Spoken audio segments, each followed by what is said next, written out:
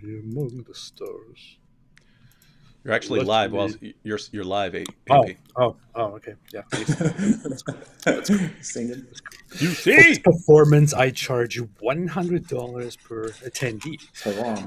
Hey, wait, AP's I, voice. I didn't even say TikTok time to rock. What? Oh yeah, Oh, yeah. yeah. Well, Let me see go this. say, go The say. super chat. Joseph Baum said, "I have a crazy idea. If you know you need to be someplace at a certain time, but are always 10 minutes late, now stay with me. Start getting ready 10 minutes earlier. I'm just spitballing." This doesn't work. Doesn't work. I think he's addressing you. If I consciously know that I am meant to get ready 10 minutes earlier because I'm always 10 minutes late, then I will start. Then I will. Just be late again accordingly. I have to say, everyone, in the name of full disclosure, as convenient as it is to blame the atheist for this live stream getting started late, this was actually on Jon McCray, who can never figure out Absolutely how to. wasn't. This is Jon McCray, David who can would. never figure out how to make a microphone work during a live stream. I was here. I'm I always. was here at the very beginning.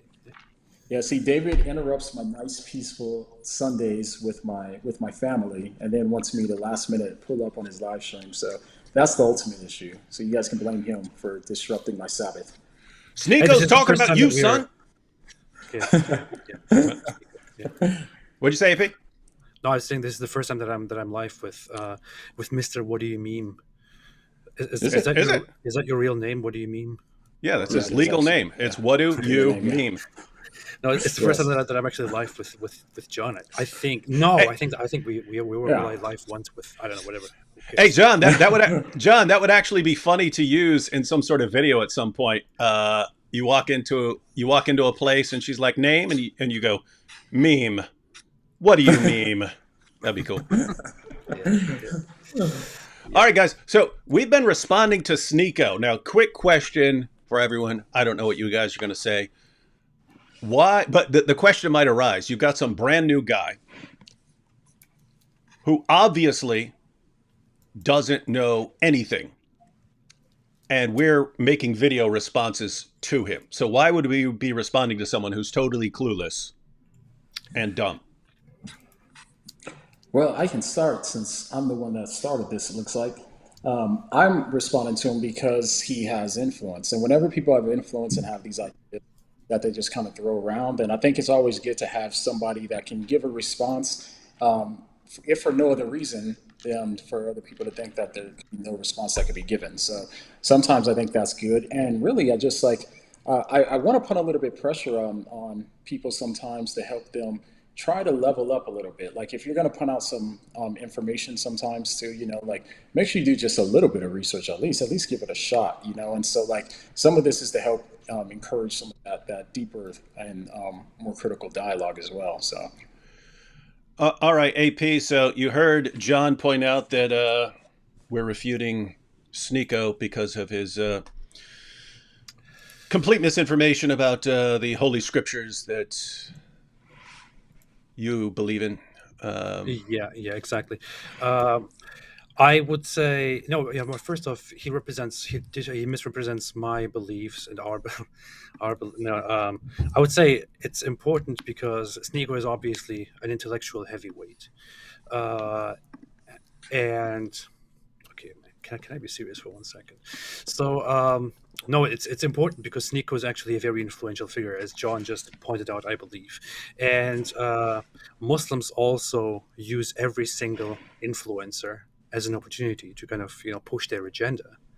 Look, everybody's converting to Islam, while only two people are converting to Islam, and this guy Sneako also takes advantage of this whole Islam wave right now and puts out stuff in the name of Islam and talks to people in the name of Islam, talks about Islam, says things like haram, when stuff comes up that doesn't agree with Islam, and this is just very opportunistic, and I think it is important to point this out just to show how you can be completely ignorant, oblivious, and also very, very questionable in your behavior, and Muslims will still promote you as somebody who is converting to Islam because he's very smart and all that. Yeah. Yeah, this is what we've been noticing this, of course, and that's that the this is part of the recent strategy of the Dawa guy. So way back in the day, Muslims wanted like their scholars and so on representing them, and then they started looking for like hand-picked da'is who meet certain requirements, and like people like Zakir Naik and Ahmed Deedat that started getting put forward as their champions of their religion. And then once we get to the age of the internet, they started going with whoever's like popular da'is. But these are people who actually know something about Islam, like Sajid and they're not the most popular, but like Sajid and Farid, they study their religion. Muhammad Hijab, Daniel Hakikachu, Sheikh Uthman, these guys study their religion, but they became more popular than their scholars, and so Muslims just rolled with it because you got this whole avalanche of apostasy thing going on, and you can't pick and choose in these difficult times. But then now even more recently, they've ended up with anyone with a following, anyone who has a large following. It could be people who are completely ignorant of Islam. So Andrew Tate, Sneako, people who are completely ignorant of everything Islam teaches, they'll cling to these people. And it's kind of a trade-off. The Dawa guys want access to these guys' fans. And in response, you could do whatever you want. And you're going to get a free pass. Because notice, do they want to push Andrew Tate and Sneako too hard and say, hey, you shouldn't be, doing all this stuff with all these women and these cam girls and advocating all this stuff? You can find Muslims who do call them out, but you don't want to push too hard because these guys are going to leave Islam. They're narcissists, right? So here's the point. If the Dawa guys get to use these guys and their platforms to spread misinformation, then great. We get to use them to spread the corrections of the misinformation. That's the idea. If you guys are going to use these guys' popularity to spread a bunch of complete nonsense, then we will do the exact same thing to correct the mistakes. And that's what we're going to do here. So Jon recently posted a video responding to Sneako. I did as well. Sneako did like a 25-minute response to Jon. I can't even call it a response. It's like a reaction where he watched Jon's entire video during a live stream. So it's actually cool. To his credit, he actually watched the entire video. His responses were awful, but to his credit. Then he clicked on mine and stopped it. He looked like he got annoyed at my joke. So how about we actually watch... I've got the video keyed up here, but let's. I want to actually skip to the end. Watch just the end part with me, because we could get Sneako's response to me because it's short. Does that all work? Yeah. Yep. Whatever you say. All right. Click on this and skip to the end. Right now? Let me skip to the end where he's talking to me. Yo, you ready to box this weekend? I'm gonna be in Miami tomorrow. Okay, so don't use the Rumble bands to go talk to me. It hasn't been tampered with the way the Bible has. Use my name and then don't give me credit, bro. Fuck that. Oh. Fuck. Okay, yeah. There are going to be some language warnings, ladies and gentlemen. This is unacceptable. What do you mean? Okay, so we're skipping to the end here, ladies and gentlemen. What do the comments say? I thought this is a Christian channel. What is with the language? And be loved by God. Yes, unfortunately we have Sneako on here. You want to obey. We got Sneako on here. Great genius of Dawa. Sneako was as Christian as Andrew Tate was, so no surprise that he embraced Islam too. No, I grew up Catholic. I almost got confirmed. I grew up Catholic. We're about to see. So this is the guy who grew up Catholic, who thinks that the Council of Nicaea was a book of the Bible, as we're about to see. And when he actually quotes Matthew, he brings it up during a search, and he doesn't know what the Gospel of Matthew is. He says Matt verse 39. The guy goes, what chapter? He goes, I don't know. Matt 39. He doesn't know the Gospel of Matthew. Anyway, let's see his response to me. Gamer, I'm distancing myself from Sneako. Whoa, deja vu.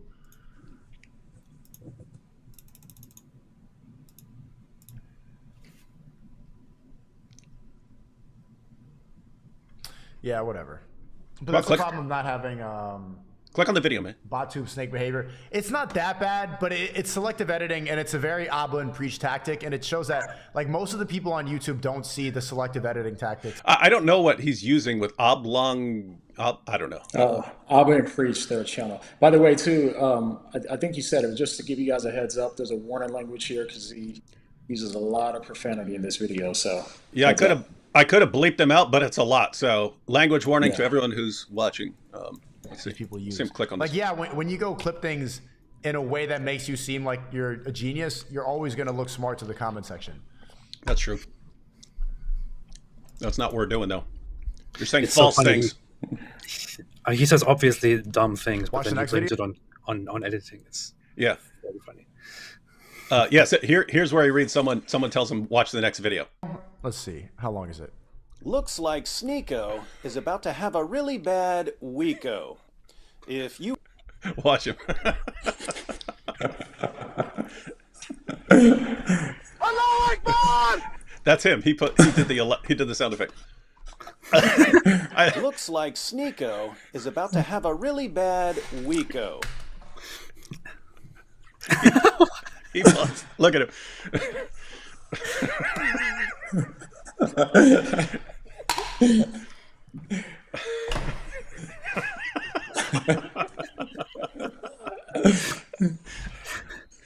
Where is he going?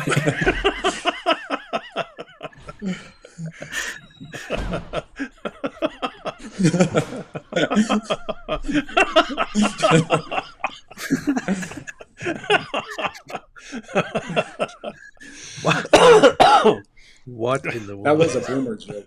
That was a boomer. Okay. He basically watches a couple seconds of it and then stops. Sneako is welcome to the club.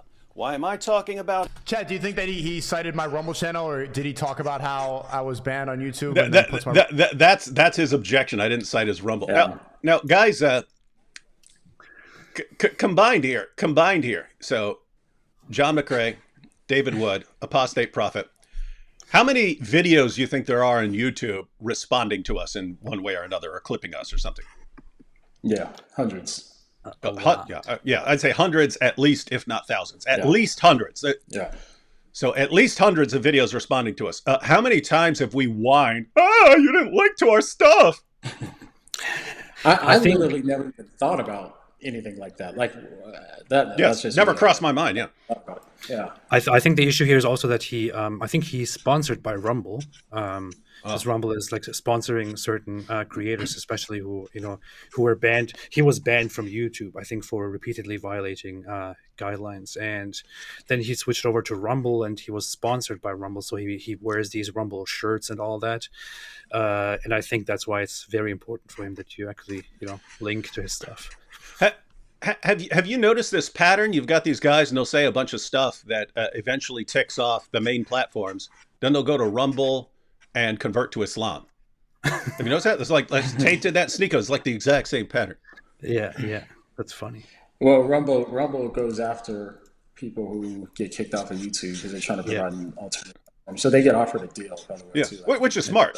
Which is smart for the platform. So yeah, that's not a criticism of Rumble. It's a criticism like the guys like why is this the new pattern? You say a bunch of messed up stuff. Yeah. Well, I think more than two people would define as a pattern, but it's all good. That's a pretty distinct pattern. I mean, yeah, if you say so. Two people, we'll wait till 3, then call it a pattern. All right, should we watch some Sneako? Yes, sir. All right, I watched this, by the way, to give people a heads up. I watched it through once when people were commenting, telling me he responded. So I went and found it and watched it through once. So I've seen it. I'm not sure if you guys have, but I've seen it all the way through once. So. I watched it when I was getting this clip ready, so I have a general idea. AP, did you watch this? I started watching it, but then as I was reacting to it, I thought to myself, okay, I will not ruin it. I'll keep it for a live stream. So I didn't watch the rest. I just watched a few minutes of it. All right, so we're going to watch Sneako, and this is kind of, I don't know, it's getting kind of meta. So it's Sneako talking, and then Jon McCray replying to Sneako, and then Sneako reacting to Jon McCray, replying to Sneako, and then us watching Sneako. So anyway, it's like this Russian, it's like this Russian nesting doll situation going on. All right, so let's go ahead and see Sneako responding to Jon McCray. So the new face of Islam, the new face of Delwa, responding to Jon McCray. But again, to his credit, he actually plays Jon's video, and then I wanted to start with the clip of me at the end, because sometimes it takes me a while to figure out why people watch someone else, right? Like way back in the day when I saw some clips of Alex Jones, and he was saying, the school shootings are staged, and these are all actors and stuff like this, and the massacres are staged to, so the left can take your guns. I was like, why are people listening to this dude? And then I watched an Alex Jones video one day, and it was hilarious, right? It was hilarious. The entire video where he's actually talking was like a 1980s wrestling promo. But it's him talking the entire time. So it's like, oh, I get it. Same thing with Andrew Tate. It's like Andrew Tate and all the stuff he's saying about when it's like, why are people watching this guy? And I watch him like, oh, I get it. Oh, if you join me, you're strong, and if not, you're a pathetic little weakling. And so I'm like, okay, I get why stupid people fall for it. With Sneako, I'm like, the guy has no clue about anything he's talking about, and he sounds like an idiot. Why is anyone watching him? And then sort of at the end when he reacted to mine, he's like, oh, it's actually funny. This dude's funny. Like I didn't actually pick up that he was funny from his responses to Jon. He sounded like a sniveling crybaby the entire time. No, he's entertaining. He has that aspect. I mean, it's like you don't get anything intellectually, significant out of this. But if you watch him and you watch his reactions, the guy is actually entertaining, and this appeals to to the pop culture. So yeah. And me and AP issued this invitation yesterday. Sneako, if you ever want to come talk to us about Islam, Christianity, anything, open invitation. We know you're new, so we're not trying to catch you off guard. So you can bring someone with you. Bring someone. Bring some new scholar, whatever scholar you like, or something like that. Happy to have them. All right, let's see Sneako destroy Jon McCray. Get ready to get humiliated again, Jon. I know it's gonna hurt. The end of Jon McCray. Here we go. Do we want to get into religion right now? Yo, you ready to box this weekend? I'm going to be in Miami tomorrow. Okay, so don't use the Rumble bands to go talk to me directly. Now, the famous influencer Sneako. Oh, here we go. We can watch this. Sneako's arguments against Christianity. Popular influencer Sneako, but they can't say Rumbler. Just say Rumbler. Just say Rumbler. No. Okay, fine.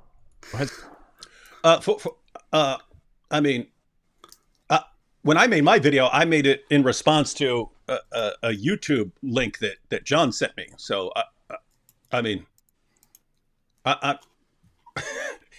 here's what I want to say, because he's going to keep whining about this, right? Sneako, if you want us to link to your Rumble, just say, hey guys, can you link to my Rumble? That's how you do it. We know you live in a world where you throw a tantrum over this stuff. And now you've entered an ideology that is going to encourage you to constantly claim to be a victim. They're victimizing me by not linking. It's pretty straightforward. Hey guys, could you link to my Rumble? That's it. That's all that's required. I would do it. I would do it. I would do it. I'm not doing it when he whines, but I will do it because I'm not encouraging the sniveling and crying. But if he just asks, he doesn't have to grovel. Just has to ask like an adult. Consistently given everyone 5 reasons for why he recently embraced Islam and why he rejects Christianity. Now, there's a lot of people saying that he only converted to Islam because Andrew Tate did, but I personally don't know the man's motives and won't jump to any conclusions. However, if he is being sincere in the reasons that he gives, then we should expect for Sneako to leave Islam and embrace Christianity by the time that he's done watching this video. The reason why is because... But he did watch the video. Wait, hang on. Notice, Jon, if he's sincere, then he's going to convert to Christianity by the time he's done. Yeah, there's an argument there. That's right. The premises. But he didn't convert. Therefore. So which premise is false? Yeah, he's not sincere. He's not sincere. So that's the conclusion to draw. Which, I for example, I watched the video and I left Islam and converted to Christianity. Yeah. See, you heard it here, folks. That's funny. Yeah.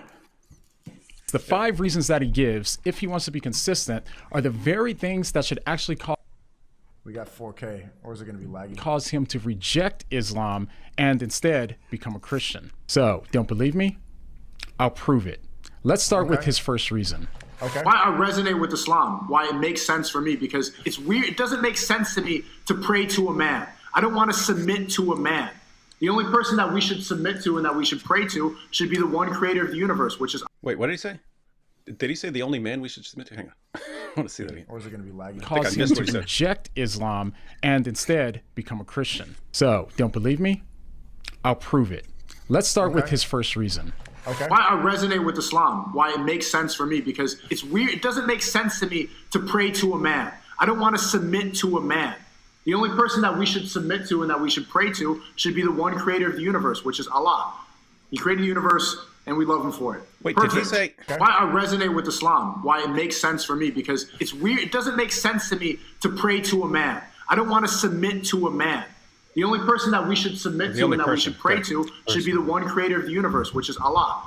He created the universe, and we love him for it. Perfect. That really, it makes the most sense to me. So as you just heard, Sneako doesn't like the idea of submitting to a man and therefore decided to reject Christianity and to embrace Islam. But unfortunately, There are a lot of reasons. That wasn't the reason that I reverted to Islam, but that's the reason why Christianity never resonated with me, really. if Sneako really does have a People are asking him why he converted. He gives the reasons. Then we say, hey, Yeah. well, that's not the reason. That's what I was, yeah. He will keep doing that again and again, but he just doesn't understand. I mean, John starts counting the reasons, and he mentions one reason. And he's like, "Well, that's not the only reason. There are more reasons." Yeah. Dude. Yeah, I said in the intro 5 reasons, but yeah.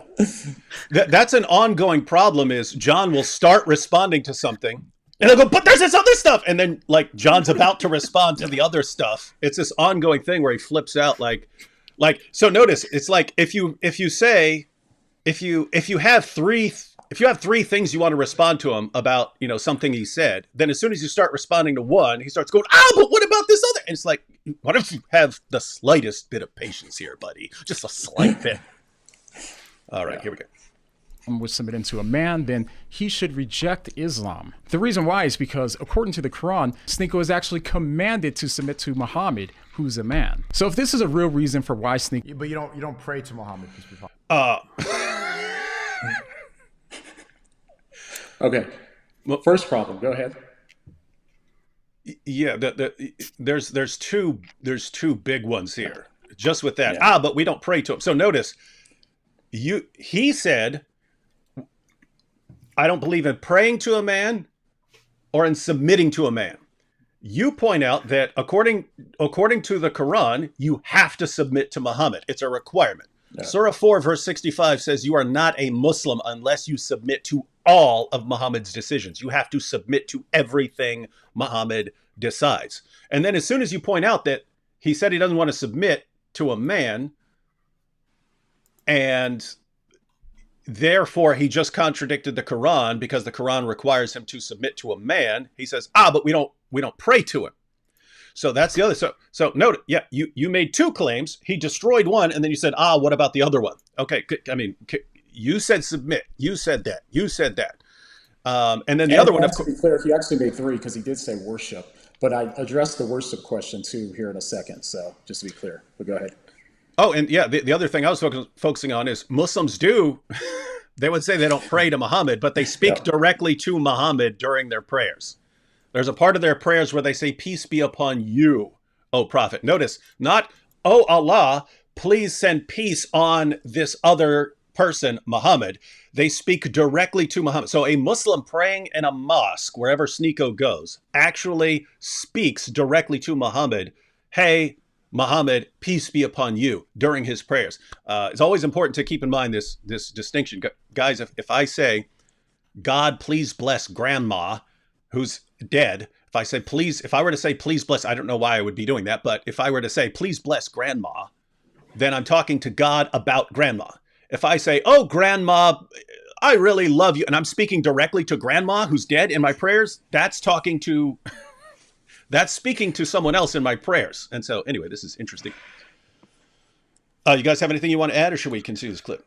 Well, I want to say, I was just going to go say, I ahead. put a bunch of verses on the screen too, so that's it. But anyways, go ahead. No, AP. I was just going to say, even if we grant the whole idea that okay, you technically do not worship or do not pray to Muhammad, so you could just excuse the whole, sending blessings, prayers, and whatever it is. It is still weird. I mean, he doesn't really explain why it is absurd, you know, to worship or to pray to a man, and he cannot really properly draw a distinction there between why it is then okay to simply submit to a man without praying to him or without worshiping him. So we don't even have the logic of why it is so bad to worship a man.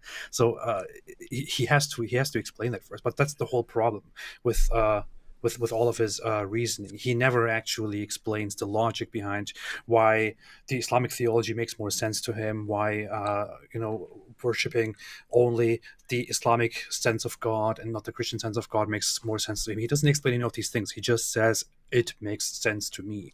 I feel like this is good. That's it. And I actually I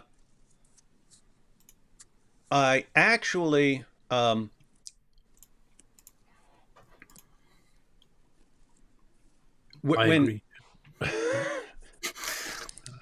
what were you just saying? I was reading some comment. I was reading a comment that someone trying to defend what he said. Hang on. Okay, let me read this because I want to post this other comment.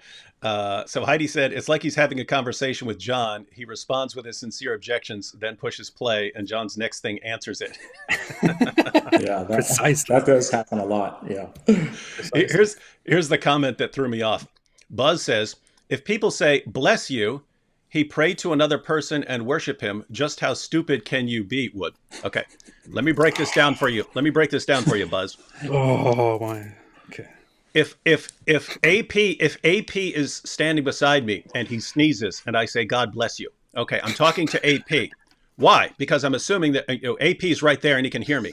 If AP weren't here and I were talking to God, I would say, oh God, please bless AP. I'd be talking to God about AP if AP is not here. So when Muslims say, peace be upon you, O Prophet, during their prayers, they're speaking directly to Muhammad during prayers, which are supposedly reserved for Allah alone. And the idea that you're not treating him as a partner with Allah is just kind of weird to us. All right, let's go ahead. Rejects Christianity, then he should also reject Islam. But what's even more interesting is the reason that he gives for why he thinks that he should only worship Allah. He said that he only wants to worship Allah because Allah is God, Allah is the creator of the universe, and therefore we should love him for it. But ironically, in Christianity, Jesus is God. He created the entire universe. So why does Sneako have a problem with worshiping Jesus in Christianity? Well, the reason why is because you say that a man is God. That's Christianity. And everybody in the chat, bro, like, you don't pray to Muhammad. That's the whole point. You speak to him during your prayers. What do you call that? Anyway. That's the whole, peace be upon him. You don't, of course we love him, but it's just that simple. Because Sneako seems to have a problem with Jesus being both God and man. Yes. Fair enough. So for argument's sake, let's go ahead and say that Jesus isn't God and that he's only a man. So This is an ongoing problem. I'm going to have to back this up, right? This is the worst moment. I mean, this is the most significant moment that I have seen so far here, where he clearly shows that he's unable to listen to another person and he's unable to comprehend simple things that are said to him. He's given a hypothetical and he's like, what? You just said that? Watch it. Yeah, he didn't give enough time for me to even explain before he responded. That's why it's kind of funny, because once he understands it, then, yeah, anyways, you'll see. But yeah. It's just weird because he doesn't seem to be able to understand a hypothetical. Yeah. And I see this over and over again. I just saw it when AP said that Fareed was responding to us. I clicked on the video to see if I should to look at the comments to see if I should watch it. And one of the comments was saying, David says that the Apostle Paul had no support in the first century and therefore that it would be a miracle if he survived. And it's like, no, I was saying according to what Sajid and Fareed claimed and according to Islamic belief, The Jews wouldn't have liked him spreading what they regarded as a heresy. The Romans wouldn't like him proclaiming another guy as king. And according to Islam, Jesus' followers were Muslims, and therefore they wouldn't have supported Paul.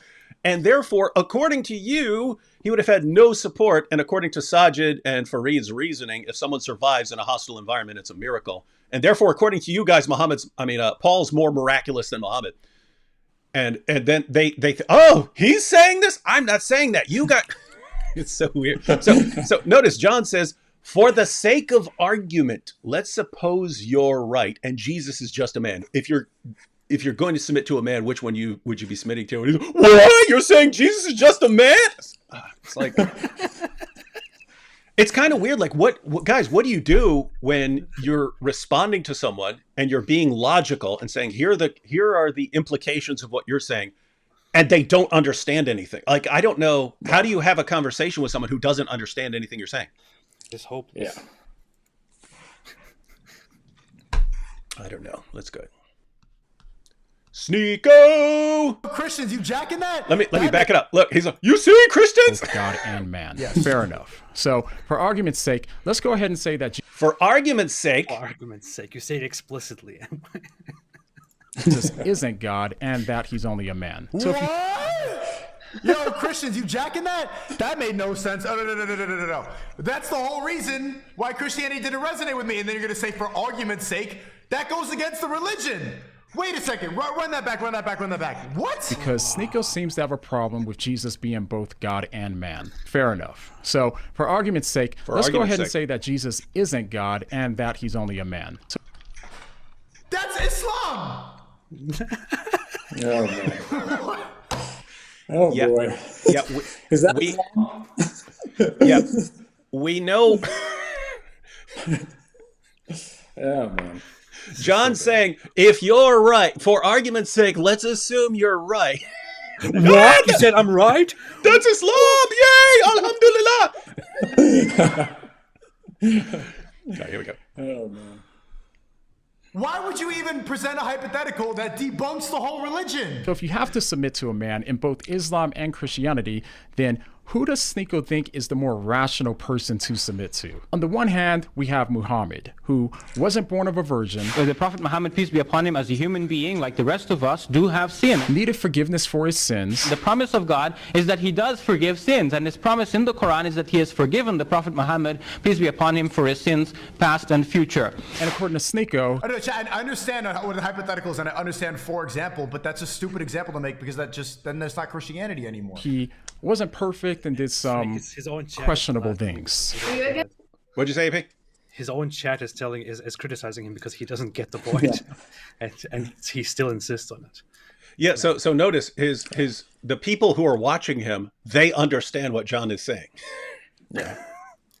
Because he keeps saying that debunks Christianity, but it's like, wait, if I'm saying for argument's sake, everybody else understood it in the chat, so I mean it's okay. And he played it twice. He played it twice. You saying for argument's sake, and apparently for him, if you say for the sake of argument, let me grant for the sake of argument to show you what your claim leads to, and he thinks if you say that, then you actually are agreeing with everything you said hypothetically. This is weird. Yeah. So someone just asked, is Sneako playing dumb or is he actually this dumb? Yeah. It's weird how everyone else gets it. Anyway. Grooming? Yeah, it's gross. How do you feel about like the fact that Muhammad... Let me back that up there. He wasn't perfect and did some questionable things. Are you against grooming? Yeah, it's gross. How do you feel about like the fact that Muhammad like married a 9-year-old girl? I don't know how true that is. But I don't think any Muslims deny it. If that's true, then he's not. Then nobody's perfect. So, if Sneako doesn't have a problem with submitting to a man like Muhammad, who, even according to him, wasn't morally perfect, then why would he have a... That was before I reverted to Islam. She's asking me questions that I didn't know the answer to. I was saying that I was thinking about Islam. This is before. And I understand now that a lot of the time the parents have better decision-making abilities than the woman, and it was a different time. And Muhammad, peace be upon him, was definitely not a pedophile. He had many wives. A lot of them were older than him. I think his first wife was 50 when he was 25. and he was friends with Aisha, peace be upon her. He was friends with her parents. So I don't think that that's an example of pedophilia. No. Problem submitting. I don't think. Oh, Well, man. it doesn't matter what you I think. mean, think about that logic though, right there. Would that logic work in any other situation? So he wasn't a pedo because he had older wives too. With that, I mean, I think about even in court or something like that, right? If somebody says, "Oh, I mean, sir, I mean, I'm not a." And plus, by the way, in the clip, the girl was talking about him grooming her too. By the way, so he was responding to the Muslim responses that they use for that claim. But there, it wasn't even about him. That she didn't even say he was a pedo. Instead, she said that he was grooming Aisha, which, I mean, obviously he was. I don't think you can deny that. And this is another example of two massive problems here. One, notice if you just asked him, so he's saying that was before he converted to Islam and was being asked about Muhammad. So before, notice, guys, if no one beats me to it, Sneako changes, title of a video, Sneako changes his mind about child marriage after converting to Islam. That's your video title, right? If anyone beats me to it, you beat me to it. But if not, I'll go ahead and make that video. So notice it's if you ask Sneako, as messed up as he is before he converts to Islam, hey, is it wrong to have sex with a little girl? Yeah, it's wrong. That's gross. And now, no, I can't say it's wrong. As long as the parents approve. It's the Fareed response. Yeah, even that, right? Like sometimes parents know best. Not in that case, you know what I mean? Not to have her marry a 54-year-old man who's going to groom her and have sleep with her at that early age. That's crazy. You know what I mean? So yeah, there's some parents that don't know best a lot, and so yeah. And so someone in the chat gives an example. Okay, Sneako, according to that logic, then what's the problem with transing kids if the parents agree? Oh yeah, good call. Good. Yeah, good point. And the other problem with what he just said is you can read the DSM-5. That's the standard work in diagnosing mental disorders. You can go to the section on pedophilic disorder. So these are pedophiles. They actually distinguish between exclusive type pedophilia and non-exclusive type pedophilia. Exclusive type pedophiles are only attracted to children. Non-exclusive type pedophiles are attracted to kids in the same way they're attracted to adults. Or they might have some sort of preference, but they're sexually attracted to both. That's still pedophilic disorder. So he's completely wrong according to like standard works in psychology. They would classify Muhammad, since he was attracted to a 6-year-old, they would classify him as non-exclusive type pedophile. Mm-hmm. So wrong. So someone like Jesus, who, even according to Islam, was born of a virgin, performed miracles, and wasn't a sinner. If submitting to a man really is a problem for Sneako, then he should reject Islam, since it requires Muslims to submit to Muhammad. And if he decides to have a change of mind and conclude that he's actually okay with submitting to a man, then once we compare Jesus and Muhammad, even according to Sneako's own standards, then it makes a lot more sense for him to be a Christian and not a Muslim. Now, let's move on. That was a pretty good argument. Yeah. So just to recap, and John, you can correct me. Sneako says, I rejected Christianity because I don't want to submit to a man. And then you point out that the Quran requires him to submit to a man, Muhammad. And then you say, for the sake of argument, let's assume you're right and Jesus is just a man. So now you've got two options of men you can submit to with very different teachings. Should you submit to this guy who's not born of a virgin, can't do any of this stuff, is a sinner, even according to your own sources, or a guy who, even according to the sources that you now believe in as a Muslim, was vastly superior to this guy in all kinds of ways? Whom should you submit to here? Even according to your own criteria, you should be submitting to Jesus. Is that about right? Yep, that's it. That's right. Let's see if he gets it. To another reason that Sneako gives for converting to Islam. Goes on. He doesn't respond. I like the fact that you pray 5 times a day in Islam. You're going to be more grounded. They take prayer more seriously than any other religion. All right. Now, this is actually a really strange one, because not too long after he recorded this video, he asked for guidance in this area, and he said this. I don't have the time to pray 5 times a day. Are you supposed to take all the steps fully? Are you supposed to fully dive into it, or can you, like, what's the next move? So now, It's pretty strange that he cites praying 5 times a day as something that he likes about Islam, which is ironically the same thing that he thinks that he can't do. Now, I'm not sure if he realizes that these prayers aren't prayers that spontaneously come from the heart. Instead, these prayers are just memorized sayings in Arabic, which is, of course, a language that... Wait, so liking structure means that it doesn't come... What? Sneako doesn't understand. But Sneako just likes a structure that comes with ritualized... That's an example. He goes, what? I like structure. And then Jon immediately says, well, if you like structure. This is why people were pointing out it's actually like a conversation, because every time he jumps in, well, what about this? And Jon... kind of funny. Oh, that's funny. Hey, Jon, why you look like a monster here? or memorized prayer, then he could have just stayed in his Catholic church, since they have recited... Yeah, this is a very Auburn preach tactic. Like when Jon, what's he calling this?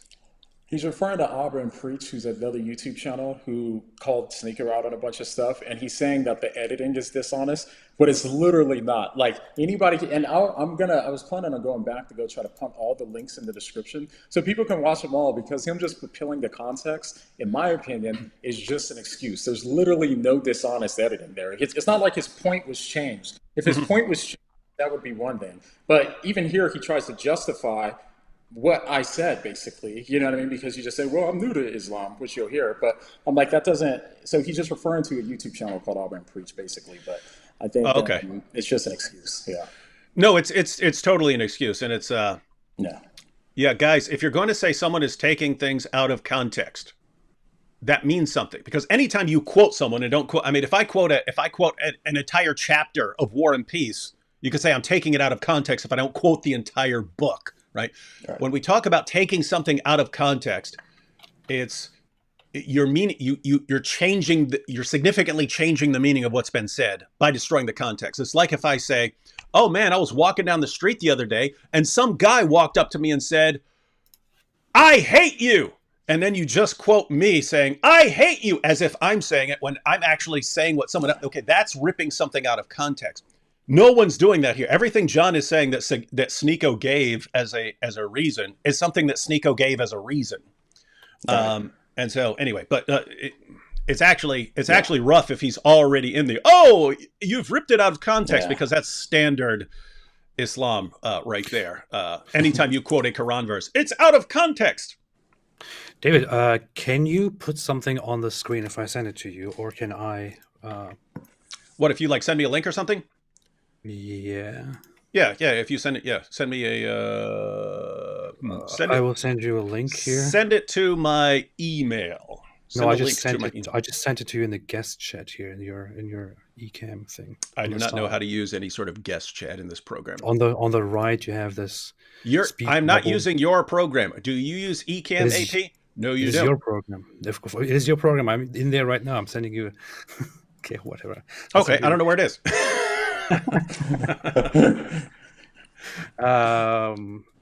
Or I can just talk about it. Oh yeah. Just go ahead and quote anything you want. So there is a research from Pew Research from 2012, and I think they also made a related research about this, where they try to analyze the commitment of Muslims to religious obligations, including prayer.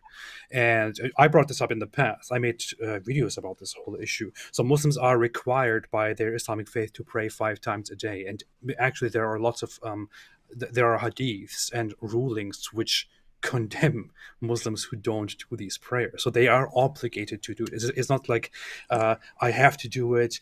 It's not like I want to do it so much because I love it. No, you have to do it or else. But the issue is when research goes around and asks Muslims around the world whether they actually do these prayers, the findings are in extremely highly populated Muslim countries like Pakistan, for example, only 42% said 10 years ago or 11 years ago that they pray 5 times a day.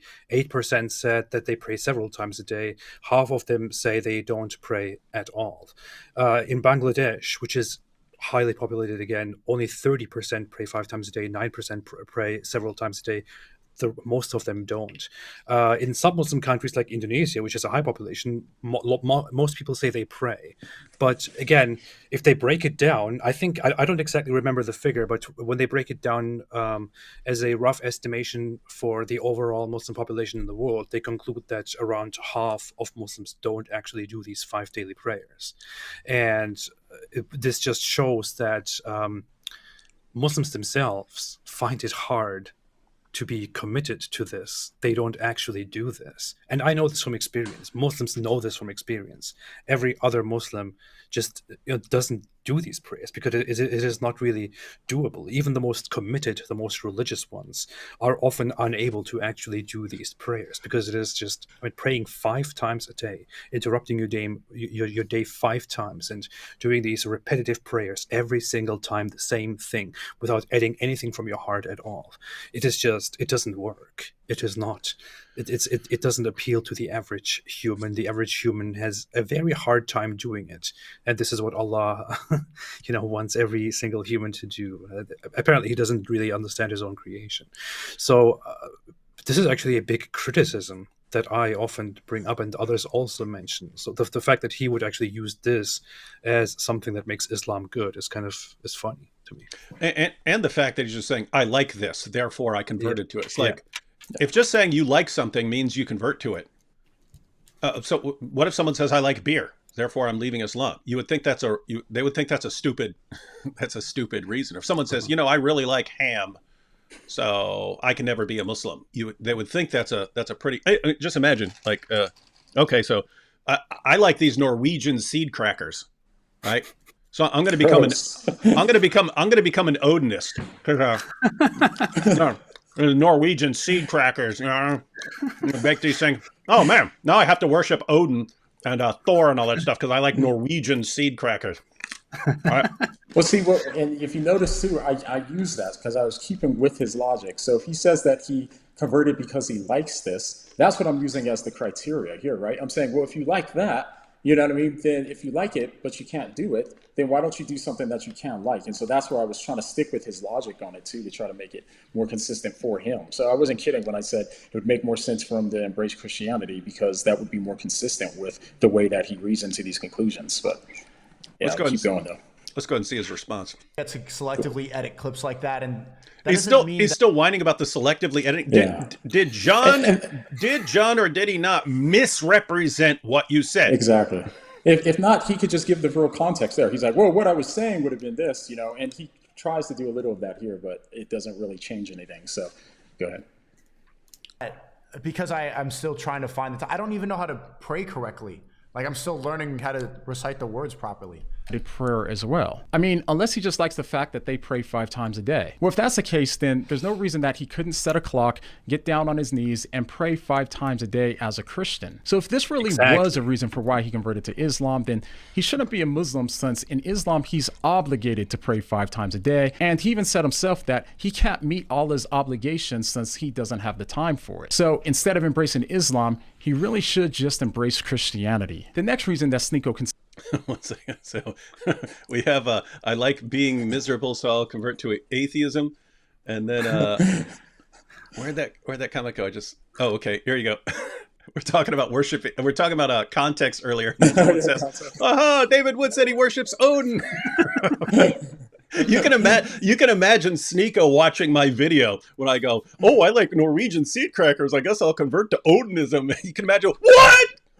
What? Christians, you hear this? You hear this? This is wild stuff, man. This crazy. Any more comments on this before we jump into John's next point here? Nah, I don't think so. So it's I like the idea of praying a certain number of times per day, and John's response, well, you could pray that number of times per day. And if it's, I want the structure. Okay. You had that in Catholicism. So what exactly are you saying? And then in addition to all that, you're just saying, here's what I like. No. Okay. Well, great. Well, I don't like submitting to a guy who molested a little girl. So according to Sneako, I should never convert to Islam, and anyone who has a problem with molesting little girls shouldn't convert to Islam, according to Sneako, because it's what we like. What would a Muslim say? It doesn't matter what you like. It doesn't matter what you like. If this is what God has revealed, then you submit to it. Anyway. Yeah. I like Coke Zero. You see? Yeah. Okay, but there's no.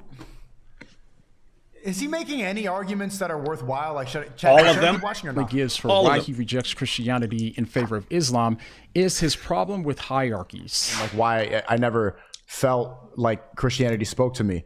For example, like there's a hierarchy in Christianity. They have, well, in Catholicism, they have bishops, they have priests, they have the Pope. There's like a power structure, like politics in the religion, which makes no sense. Correct me if I'm wrong, but in Islam, there is none. It's just we're all equal. We're all God's children. Wrong. So here Sneako says that he has a problem with hierarchies in Catholicism and therefore converted to Islam since there are no hierarchies in Islam and we're all children of God. All right, lots of issues with this one. First off, to say that he likes the idea that we're all God's children in Islam rather than Christianity is exactly backwards. The idea that God is our father and we're his children comes straight from Christianity. In fact, it's actually offensive to say such a thing. Maybe not the word children, but the word creation. Islam, since the best relationship that... Great. Wow. I don't like Christianity. I like Islam better than Christianity because, correct me if I'm wrong, aren't we all God's children in Islam? And then you say, no, you're God's children. God is your heavenly father in Christianity, not in Islam. And he's, well, creation then. Okay, well, you're creation in either one. Yeah. And I was thinking too, I'm like, well, creation, like, what does that mean? Like, doesn't Allah create like sticks and stones and trees? And so it's like, we're all his creation. And even then I was thinking, there's even a hierarchy within all his creation, to some degree, right? Aren't the Jews and Christians the worst of all creatures, right? So there's still a hierarchy of some sort, you know what I mean? So it just doesn't make sense, like. But yeah. Anyways. No, there's definitely a higher. I mean, have these guys not heard of a caliph? Have you not heard of a caliph? You don't have a caliph right now, but he doesn't know about a caliph. Imam, sheikh. Yeah.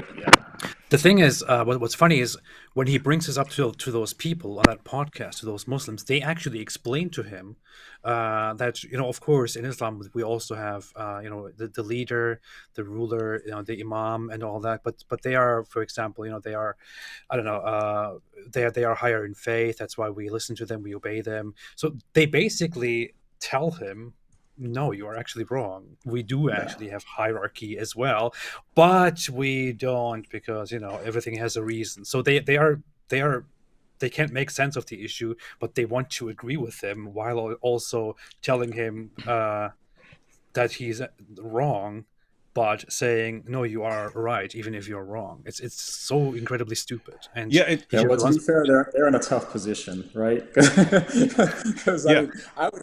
In that position, you got this like new Christian that you're trying to parade. You're like, yeah, new Christian, and he's saying all this like heretical stuff, like offensive stuff, But that's the thing too, is like, I just lost my train of thought. Where was I going with that one?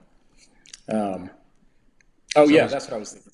What they do is they point out, they say, well, yeah, we do have a hierarchy, basically is what they said. But they say because other people have more knowledge and that sort of thing. But they say it doesn't mean that God loves the other person anymore and sees them as equal. I think that's what he said too. But I was thinking even then you have hierarchies even, and because I was like, well, God doesn't. They're talking about internally inside of Islam, because outside of Islam, and even then, I'm not even sure how true that is. But outside of Islam, it's not all God's creation at that point, right? Because it's like you have the ones that Allah does not love. You know what I mean? The non-believing, non-repenters, Allah does not love. So outside of Islam, that's not true. But even inside of Islam, you still have a hierarchy. So yes, it doesn't work. Hey, I think your mic just went out. Go ahead and talk, John. No, you're good.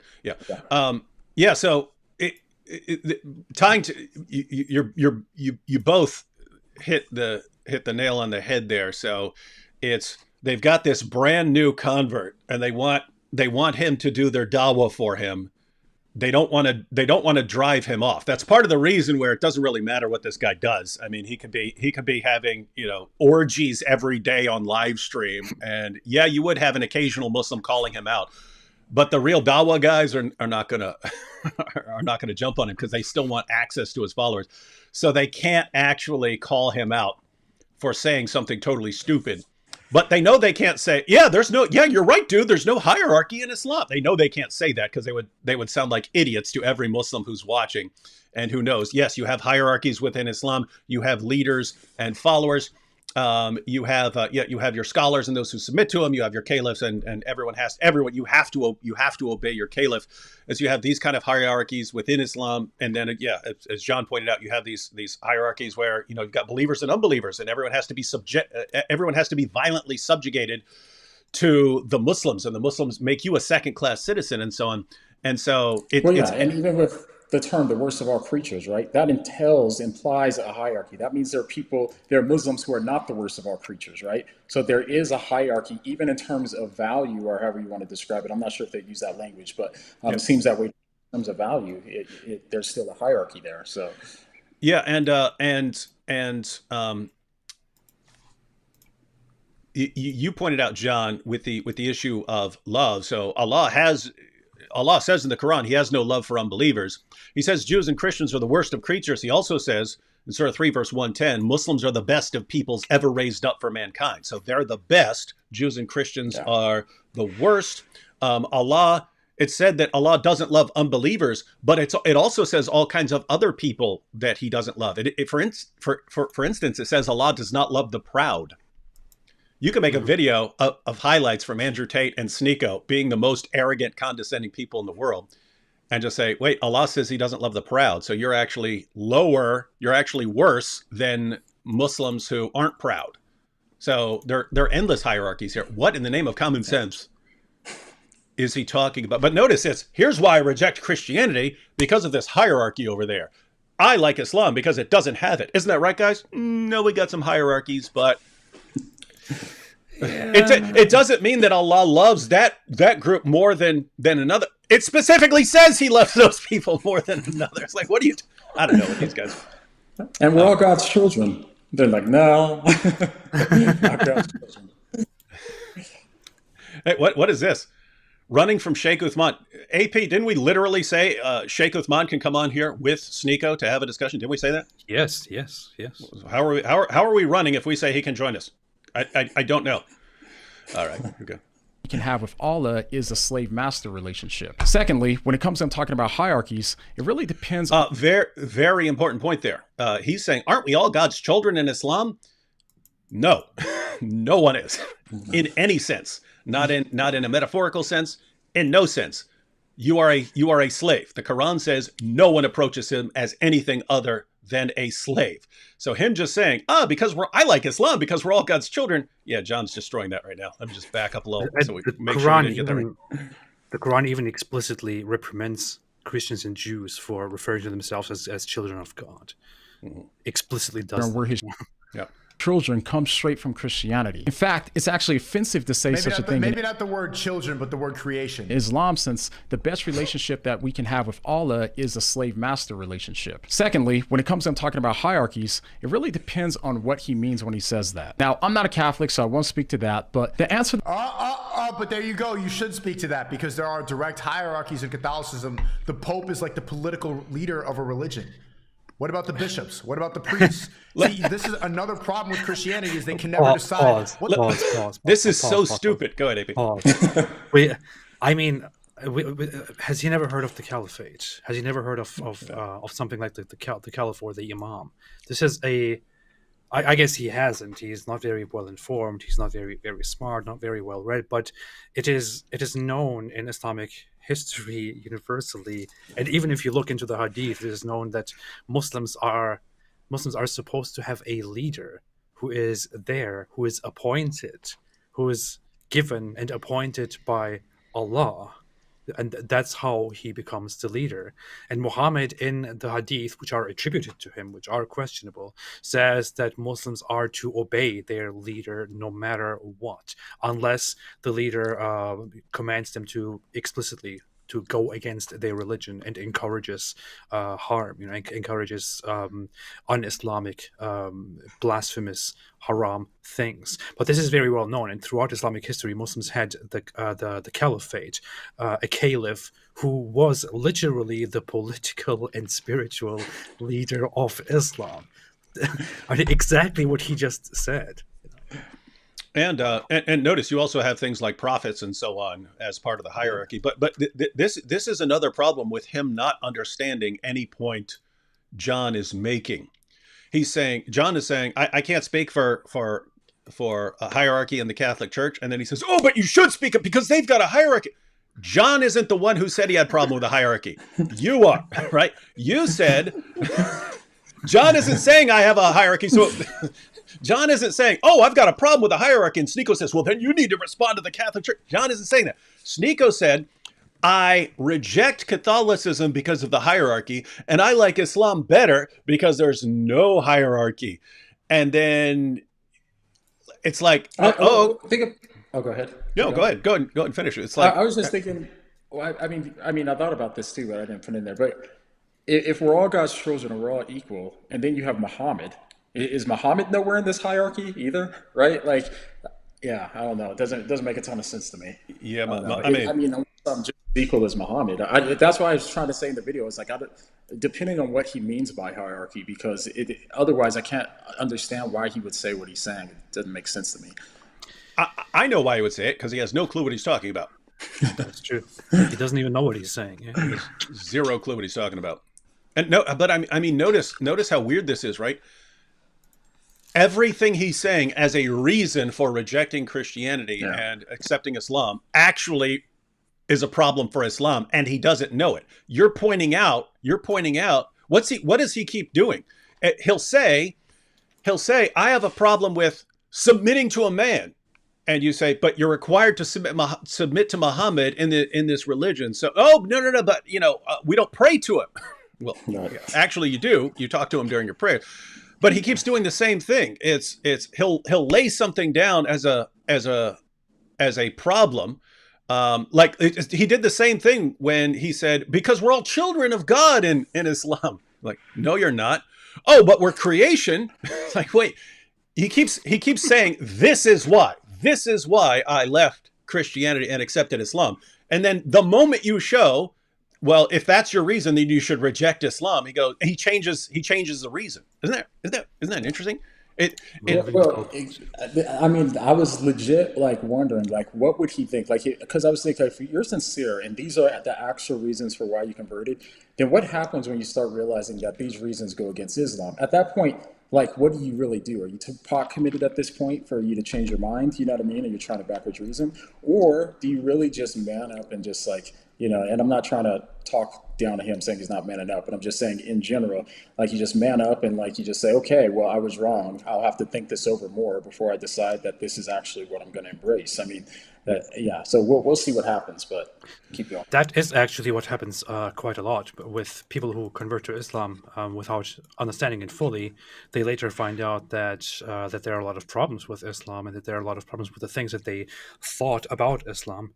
But then at that point, it's already too late because they already convinced themselves that Islam is true and they already propagated it to others and told others that they converted. So it's already too late to just say, oh, okay, I was wrong. But that's that pot committed. Yeah. And that seems to be the strategy in dawah. It's say whatever you need to say in order to get this person to convert.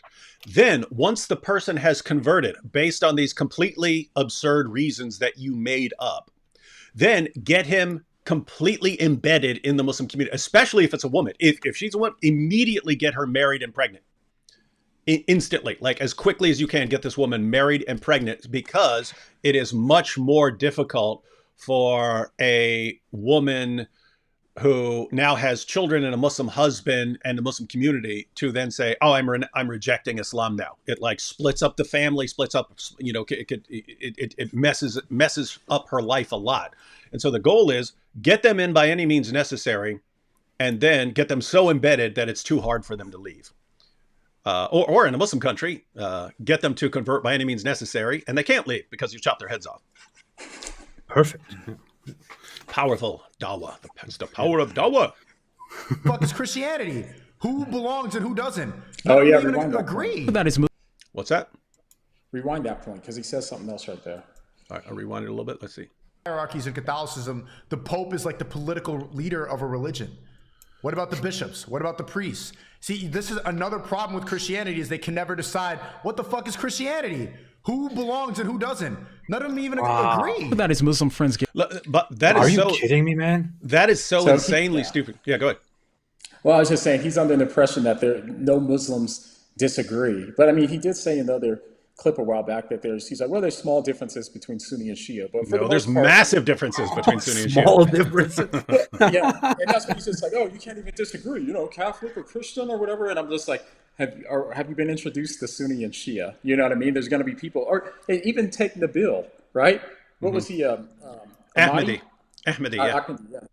And remember, and he, if people were saying that he wasn't a real Muslim, right? You know what I mean? So you have people. So can Muslims not decide? And Nabil held to all the core tenets of Islam, and so a lot of Muslims say that he still was a Muslim, right? And so there you have a perfect example of how it's not all linear. You know what I mean? As he's trying to say that everybody's just clear and nobody disagrees. That's insanely not true. That's not true of even in science, in politics, in any human endeavor. And that's the reason why is because, I mean, we're all sinners too, and we're all flawed in some sense. But, anyways. And what's interesting is you could, so take the perspective on someone like Nabil or a Shia or whatever group that there might be some debate about. Any group you point to, you could actually defend whether the person is Muslim or not Muslim by going to the Muslim sources. So take the Ahmadis. They have a different view of end times. They have a different eschatology. Muslims will say, oh, but they believe in someone after Muhammad. All Muslims are supposed to believe someone after Muhammad. All Muslims are supposed to believe in the second coming of Jesus, right? So Ahmadis believe that actually happened already. They believe that Jesus returned as Mirza Ghulam Ahmad. Now, I think that's stupid, of course. The question is, should a different view of end times disqualify you as a Muslim? You could go to passages and say anything you want. You can go to passages where say, if you recite the Shahada, you're a Muslim. Okay. Did Nabil recite the Shahada? You can go to passages and say, okay, if you follow the 5 pillars of Islam, you're a Muslim. Okay. Did Nabil do that? Yeah. Okay. So you'd be a Muslim there. So if you wanted to say they're not a Muslim, you have to go to a passage like we brought up earlier, Surah 4, verse 65, which says that if you don't submit to anything, if you don't submit to everything that Muhammad said, you're not a real Muslim. And so you'd have to find something that Ahmadis are rejecting from Muhammad or don't follow according to Muhammad. And they say, you're not a Muslim according to that. But if you set the bar like that, I don't think I've ever met a Muslim, because I've never met a Muslim where I can't point to something in the Muslim sources that he's not following. Mainly because the sources are so all over the place and contradictory that you actually can't follow everything that's attributed to Muhammad. So, anyway, that's just the problem. But notice what he's saying. Catholics and Protestants say they disagree, unlike in Islam. What are you talking about? Does this guy have... We hear about Sunni and Shia. There are a ton of groups. There are a ton of different Sunni groups which have like radically different theologies. Like, does Allah have body parts or not? I mean, they're disagreeing on the basics of the basics. I can give you an example of myself. I mean, I grew up in a Sunni Muslim household, and we would abide by one of the 3 main theological schools of Sunni Islam that are currently around, which is the Maturidi school, which is which is more in agreement with how the Taliban actually originally thinks theologically, but completely contradictory to the traditionalist point of view, which the Salafis and others hate and even call blasphemy. And within that, my family and I at some point adhere to mysticism, to Sufism, which the traditionalists consider completely unacceptable. And indeed, they went so far that under mainstream or traditionalist rules in the past, centuries ago, people were killed for holding these mysticist beliefs and for having a different perception of where Allah is, what Allah's nature is, how you connect to Allah, whether Muhammad is an intermediary or not, and so on. And these are just basics. But within Sunni Islam already, you have huge variations in theology, huge variations in what is Allah, where is Allah, what does Allah look like, what is his nature, what is Muhammad's role, and so on. And then if you go outside of Sunni Islam, you have the Shia, you have variations within Shia. They killed each other for a long time over these variations. You have the Ibadis, the Khawarij, and so on. It's just there's an endless number of differences within Islam. So this guy clearly has no idea what he's talking about. And I was thinking too, even the modernist scholars, right? You know, the modernist scholars, because they're doing hermeneutics differently. So as long as people are able to do hermeneutics differently, you're going to have disagreeing points. You know what I mean? So it's kind of, it's just interesting to me. This is. I mean, let me go and read this comment real quick. Sneako disagreeing with his own prophet, like on being children of God and things like that. And then pointing out how Christians disagree is so funny, right? Like you don't even agree with your own prophet on stuff. And then you're saying Christians disagree. But I mean, think about that. I mean, because this is going to be relevant for later. But I mean, even on sources, Sunni and Shia, they use different sources. They use different sources. I mean, they'll agree on the Quran, but then the Quran tells you have to go outside of the Quran to the life of Muhammad to find Muhammad's decisions and so on. But then they use different sources, which is why they end up with different practices. And so it's like, notice this seems pretty clear to me. Is this not clear to everyone else? But it's like, he's saying, I reject Catholicism because of this. And then you point out, if that's your objection, here's the same thing, but worse in Islam. And he says, but it doesn't bother me. And it's like, well, what was the point of your reason? If the point of your... What's the point of having a reason if as soon as the reason is exposed as a bad reason, you immediately just change the reason? I don't know. It's quite obvious to me that he doesn't actually have any reason, that he doesn't actually have any proper, understanding or logic behind his conversion and behind why it makes sense to him not to worship a man but only worship Allah. He just says these things because that's what he heard, and he wants to somehow explain why he converted to Islam after Andrew Tate also did, and after he heard that Islam is the most red-pilled religion. So that's it. Michael here with the super chat said, superb trio, AP, Dave, and John. That's true, but I just want to put that up because that's a picture of Sophie Scholl there. AP, when you were living in Germany, did you see like schools called Sophie Scholl School or something? Maybe. I heard it became a common. For anyone who doesn't know, she was part of a group that posted some newsletters called the White Rose. She was sentenced to death for opposing Hitler, for encouraging resistance against Hitler. Yeah, she was an anti-Nazi. Yeah. Unlike AP. But that's why I don't like her. Yeah. All right, let's see what we got here. My response is virtually identical to the Christian position. Although there will be levels, like for example, the imam or the sheikh will have a certain level, not over people in sight of God, but we listen to them because they have knowledge. People like the leader of the Islamic community, we listen to them because they're the leader. They were kind of put in place by God to make sure. Look, we have to listen to them because they're the leader put in place by God. Okay, are you the leader put in place by God? No. So you have to submit to the leader put in place by God. Is that a hierarchy? Yeah. Should this be a problem for Sneako? Yes, given what he just said, but nothing matters. Nothing seems to matter to him. Community safe, and they have a responsibility, just like a husband has responsibility for his wife and kids. There's a level of authority there. A hierarchy? It's not that he's better than a level of authority. What do you call a level of authority? I think there's a word for levels of authority. Creation. Yeah, is it creation? Is that the level of the... That's the thing. This guy is clearly clueless and kind of dumb. But these two guys, they know exactly that they are not being truthful. They are dishonest because they don't want to. They don't want him to become a disgruntled new Muslim. They want to. I wouldn't say they're dishonest. I'd say that they're just trying to. They're trying to do damage control while trying not to shut him publicly. So I get it. They're trying to. I honestly feel bad for them in that position because this would be awkward, right? All the reasons that he's given you for why he rejects Christianity, apply to Islam. Like, what are you supposed to do in that sense? You can either call him out and then like, you know, demotivate him, and then basically, like, you know what I mean, kick him out of Islam once he realizes what he did. And then they don't want that because, you know what I mean, they think it's the truth. So I don't particularly see it as dishonest. I mean, people could disagree with me on that, but, you know. I think it's noble that you are so charitable. Yes, but they wouldn't be remotely as forgiving as if they responded to you. Because Yeah. I know these people, and yeah. yeah. You see that? You've got Jon McCray, the charitable Christian, AP, the merciless atheist. Satan worshiper.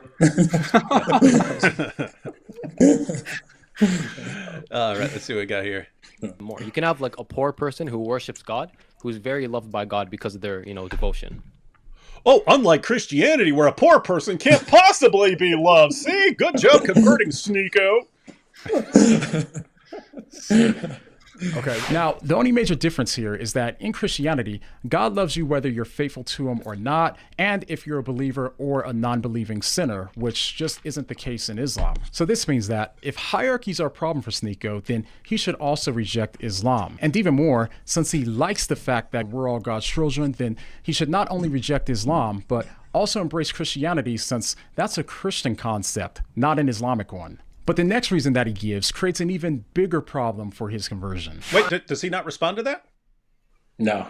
That happened a lot because he would start by objecting, then I would finish out my thought, then he would just let it keep going. And you'll notice that. That's another theme because I addressed what he was saying. So, yeah, it's hey, I like Islam better because we're just children of God in Islam, right? No, you most certainly are not. That's a Christian concept.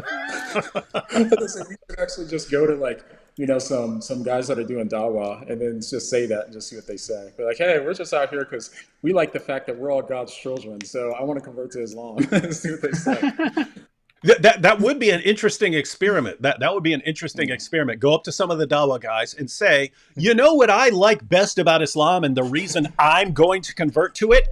Because Islam lets me eat pork. Unlike Judaism, which I don't like, I like pork. So I'm converting and just watch them go, oh, yes, yes, absolutely correct. Yes, come, join us. You can have all the pork you want. Yeah, just join us. And then once you convert, oh, yeah, sorry, we got some news for you, sport. Yeah, remember the pork thing? Unless you're famous, and then in which case they'll just let you keep doing it. They'll just let you keep eating it and never bother to tell you because you're famous. Think about Islam and why it's haram to draw Muhammad, and that's why I didn't really resonate with Christianity a lot growing up, because it's like they're all the images that they put of God. It doesn't make sense to me. We are not capable of visualizing what the creator of the universe looks like, what he's doing. Why is he in a cloud chilling with a beard? Why is he white? Why is God a dude? It doesn't make any sense. So there's no point in us even conceptualizing it because we can. Shout out to all the autistic schizos in the Rumble chat, where every single time a YouTuber has to go and steal the content and not ever cite. Look at that. He fucking credited Jadion in the description, but didn't put my own link to my channel, which they all do. Oh, put your PayPal, but then don't put the link to my Rumble channel, right? But all you autistic schizos who just say top H the whole time and get the chat blurred, how many times have we seen this? Never have the capability to. Let's pause there. Man. So guys, if you just said a bunch of demonstrably false things about Christianity, and you also said a bunch of demonstrably false things about Islam, you've just said a bunch of things that are completely false and wrong. And that's not what you care about. Your obsession is, but they didn't link to my Rumble channel. Guys, there's a word for that. That's called narcissistic, right? If you don't care about how you're misrepresenting the Almighty and religions and Muhammad and Jesus, if you don't care about that, and all you care, where's the link to my Rumble? I'm starting to think that religion is not a terribly significant issue for you, really. Everything is just like attention on you, and how can I get more attention? That's what it's starting to. Am I crazy here? Because that's what it looks like when someone like. Let me put it this way. If I said 50 false things in a row and you pointed out that everything I said is false and every reason I had for believing something is false, the least of my concerns would be whether you posted a link to my stuff. That would be like the last thing I'd be worried about. I'd be more like, my goodness, I'm wrong about absolutely everything. I lack basic critical thinking skills. I don't understand how logic works. I've got problems. I need to go study. It wouldn't be, where's my link? Where's my link? Huh? This is weird. Well, even so, this is what's odd about it. Like he said something about the blur. I think he's saying that I blurred the chat. I'm not, unless I misunderstood. But I didn't blur this. I took this clip from YouTube actually. So what's funny is like the reason I tagged Gideon is because he's on YouTube. Sneako's not on there, and I wasn't saying go check out Gideon's his YouTube channel or something like that. I was just tagging him in the description as I was talking. I'm saying, yeah, and in a debate with Gideon, this is he said some other things or whatever. So, but that's why I didn't link the channel, because I'm not promoting a channel here. I tagged him, because I wanted him to see the video anyway. So I would have tagged him in it so that way he could see the video. But it's just kind of funny because, like, I mean, it didn't cross my mind since he's on Rumble. I can't even tag him there, and it didn't cross my mind for me to think to like cite his channel. I wouldn't care about that personally. So that that would never cross my mind to be like, oh, they should be putting me in the description. So anyway, so in my mind, like it's a weird response, but like if he's worried about it, I was like, I don't care. If that will take away your excuse, then that's fine. So I added him. I put a link to his Rumble in my description just so that way we take away that excuse, because to me it's so irrelevant. It has nothing to do with any of the other points I made. I don't have a problem doing it. Like you said earlier, if you just ask, like sure. I think this video was published by a small Muslim channel, and they blurred the chat to hide all the stuff, profanity and stuff. Yeah, exactly. But they didn't cut out his words anyway. So notice it's a Muslim channel that blurred whatever. He blames us. I'm like you, John. They didn't link his channel. Yeah, I don't know if they probably didn't link his Rumble.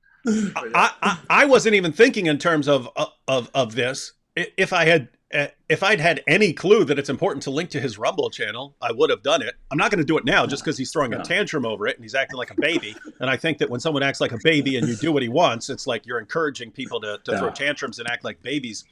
But like I said, if he, because I mean we're making responses to him. If he says, "Hey guys, could you link to me?" No problem, zero problem, zero problem. But don't act like a crybaby. Please link to my Rumble, please. I don't think he linked to my channel in his description, did he? Of course he didn't. He didn't link to my channel. Yeah, hypocrite. Well, yeah, he did. That's because if we want to talk about stealing content, like think about Muhammad. Yeah.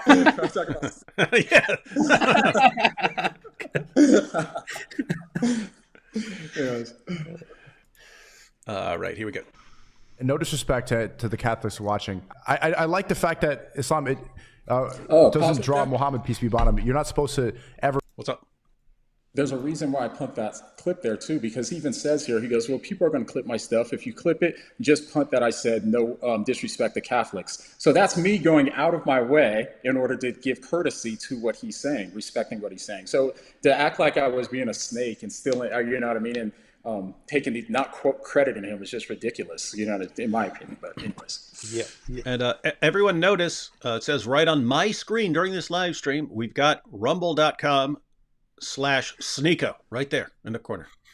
Don't be crying about rumble.com/Sneako if you haven't heard it. Rumble.com/Sneako. Everyone go check out rumble.com. That's the thing. I can't even send people to his channel because if you go there, it's going to be like him with like 2 girls making out on his lap and stuff like that. So that actually happened 2 days ago. For those who think we're just making this up, just a few days ago there was footage of him live with some other guy who's live on his channel. He's in the background with 2 girls kissing each other, and then, as far as the other streamer explained, they actually had a threesome later on, which was off screen. But this is interesting because that guy was brought that up angrily in a live conversation together, where he was talking so virtuously about Islam again, and kept interrupting and kind of insulting his Christian message and preaching. And he said, "Do you really want me to expose you right now? Do you really want me to tell people that you just had a threesome like 2 days ago?" And he went completely quiet. This is wild stuff that is going on. I saw a clip. I think the dude said that Sneako invited him to watch or something. He's like, I don't want to watch, but I heard the noises or something like that. It's like, This is the new poster boy for Islam. I like Islam because you guys won't call me out for having 3 ways, but this Christian, well, that's why I hate Christianity. Yeah, I mean, I don't care about any of this stuff, but this is just. I don't care what he does, but it's wild. like, But this is just, I don't know. It's the poster boy. Here we go. Visualize that because he was not alive in our time. There's no way that we would know what he looked like, especially Allah, God. He's never drawn. We have no idea what he looks like, or because there's no way. Humans are too stupid. We would never. We're not mentally capable of understanding what God would look like. We can't conceptualize. We can't conceptualize. So it's not supposed to. In Christianity, I'll grow up and you have like God on a cloud, and it's like this guy with a white dude on a beard, and he's like laying in a cloud, and he's like where his hand down. Like why? Look, these guys are left. Ha ha! Dumb Christianity. Like what are you talking about? Like on that episode of The Simpsons or something? What do you? Anyway. Well, what's funny too is you'll notice like a lot of all the reasons. So he takes the Islamic points, but he doesn't understand the reasons for why they give those points, and so then he has these ridiculously all the reasons he gives, you know what I mean, don't line up with how Muslims think, because he thinks things are forbidden. He's like, oh yeah, they're. Everything he calls haram, but he thinks they're forbidden, but he doesn't understand the reasons why. And so because of that, he has these ridiculous explanations. That's because I'm like, okay, so you never liked pictures, like, and then all of a sudden you're like, oh, this is the perfect religion for me because they don't like pictures either. That sounds strange, right? Like I like crackers, Norwegian crackers. It seems more plausible that he heard that this is a Muslim talking point, and then he's just like, oh, okay, yeah, and he embraced it without thinking or understanding the reasons for why Muslims have these points. That's what seems more plausible. But I mean, again, I'm always careful not to assume people's motives because, you know, I don't like it when people assume my motives, so I'm not going to assume their motives all the time. But it seems more plausible to me that a lot of it's just backwards reasoning. That's what it sounds like. But it's so weird that he makes it look like it is Christianity that has this picture of God who is a man and who is on a cloud and who has a beard and is a white. I guess he thinks that that Renaissance paintings, that Michelangelo's creation of Adam is actually part of the Bible or something. I don't know. Yeah, you see, Christianity had Renaissance paintings. This is why I reject it. Islam had no Renaissance paintings. Ha ha! This is the religion for me. People are already pointing out what John's about to go to. So Jesse says Allah has 2 right hands and 1 shin. Correct. John Clash said 2 right hands. So people are pointing out exactly where John's about to go. Namely, the Muslims just said, "Oh yeah, you can't conceptualize him." What? What do you mean you can't conceptualize him? The Muslim sources are filled with conceptualizing him. But let's go ahead and see. Yeah. It's heard. He thinks that it's wrong. Ready for his argument? He's going to say that Catholics are different from whatever branch of Christianity he's a part of. To draw God or Jesus or Muhammad, since we don't know what they actually look like. But if conceptualizing or visualizing God is a problem for Sneako, and not just backwards reasoning to come up with justification for why he's accepting Islam, then once again, Sneako has some serious problems. The first reason why is because, according to some Islamic teachers, Allah described in the Quran that he has a face. Allah described in the Quran that he has 2 hands. And both of Allah's hands are right hands. We believe that both of the hands of Allah are what? Huh? The hadith says very clearly that both his hands are right. The saq here refers to Allah's shin. So he has a leg. The Quran says that Allah has 1 eye. Read Surah Qalam, Surah number 68, ayat number 42. The shin of Allah is mentioned. In fact, Sheikh Uthman, the one who brought Sneako to his first mosque, he believes that Allah has body. That's not true. Sartoro Shooter did. Parts as well. Although Shooter gets pretty fuzzy when he's pressed on exactly what those body parts look like. But by the way, what's that? I was thinking when he said Shooter.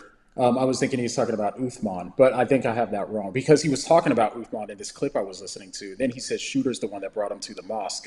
So I thought he was talking about Uthman. Since it's a different Shooter. That was his nickname. That was his nickname, Shooter. Yeah, exactly. That's what I thought. Yeah, so I guess it's a different Shooter because he said that's not true. So it's probably that I never heard of. Yeah. So. Well, John, we know that if anyone says something that turns out to be incorrect, you can't trust him ever. When I said Shooter. You know, I meant that, I meant, I meant Imam. Wait, whose nickname is? Why is his nickname Shooter? Because he apparently used to be. I don't know. I just heard that from Anthony or something was saying that like when he's sharing his story or something like this. Apparently he was into gangs or something like that back in the day, and his nickname was Shooter or something like that. When we were there. Yeah. Okay. Yeah. But so notice. He has a problem with conceptualizing or visualizing Allah, but the Muslim sources are filled with references describing Allah in very, very weird fashion. But it's important. You have to conceptualize what Allah looks like. AP, are you familiar with this?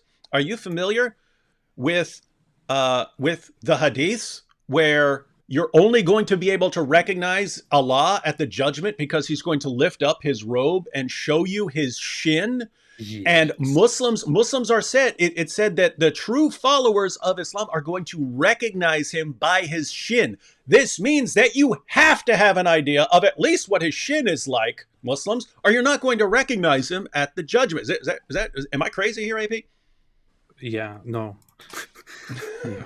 That's what it said. That's what it says in Bukhari, right? That at the judgment, they're not going to know. Allah's going to take on various forms, and Muslims aren't going to know what's real and what's not until Allah lifts up his robe and flashes his shin, and then they're going to be like, oh, that's Allah. Muslims, this means you have to, if you're a Muslim and you're going, I have no idea what you're talking about, you're not going to recognize Allah on Judgment Day, according to your prophet. You're not going to know what to believe. You're going to go to hell because you don't know anything. You don't know how to spot your God. In my theology, and that's from Bukhari. That's Bukhari. That's the weakest hadith, right? Yeah. Weak hadith. It's the weakest of the weak, depending on if you're Shia. In the hierarchy. So in my Sunni Sufi theology, and in much of mainstream Islam, or parts of mainstream Islam, it was correct that you cannot really picture Allah and describe him, and that you have to just. You cannot take those things at face value. You cannot take them literally. You just have to not think about those, or just understand those as metaphorical. But this view is considered heretical or blasphemous by the traditionalists who took Sneako in, and who are with Sneako all the time. So he shouldn't be saying these things. This is not in alignment with the Islam that he is getting into. Yeah, so my goodness, I left Christianity because they conceptualize God, and the Renaissance painters made pictures of him, and I saw a picture of him in episode of Family Guy or something like that, and therefore I left that, and therefore I'm going to Islam where they don't do this, or they don't do this, and then he How does Michelangelo know what God looks like? This is unacceptable to me. Unacceptable. So he has already picked up on the total inconsistency and hypocrisy. It's like he's already got that down. So he's good to go. The thing, even as I played those clips, if Sneako were listening to those Muslim leaders describing Allah, then it would actually be impossible for Sneako not to conceptualize Allah. So in other words, he would be doing the very thing that he gave as a reason for why he rejects Christianity. So now, unfortunately, he took those clips out of context. Yeah, I mean, it's Abba-Nu's editing, so his argument makes sense.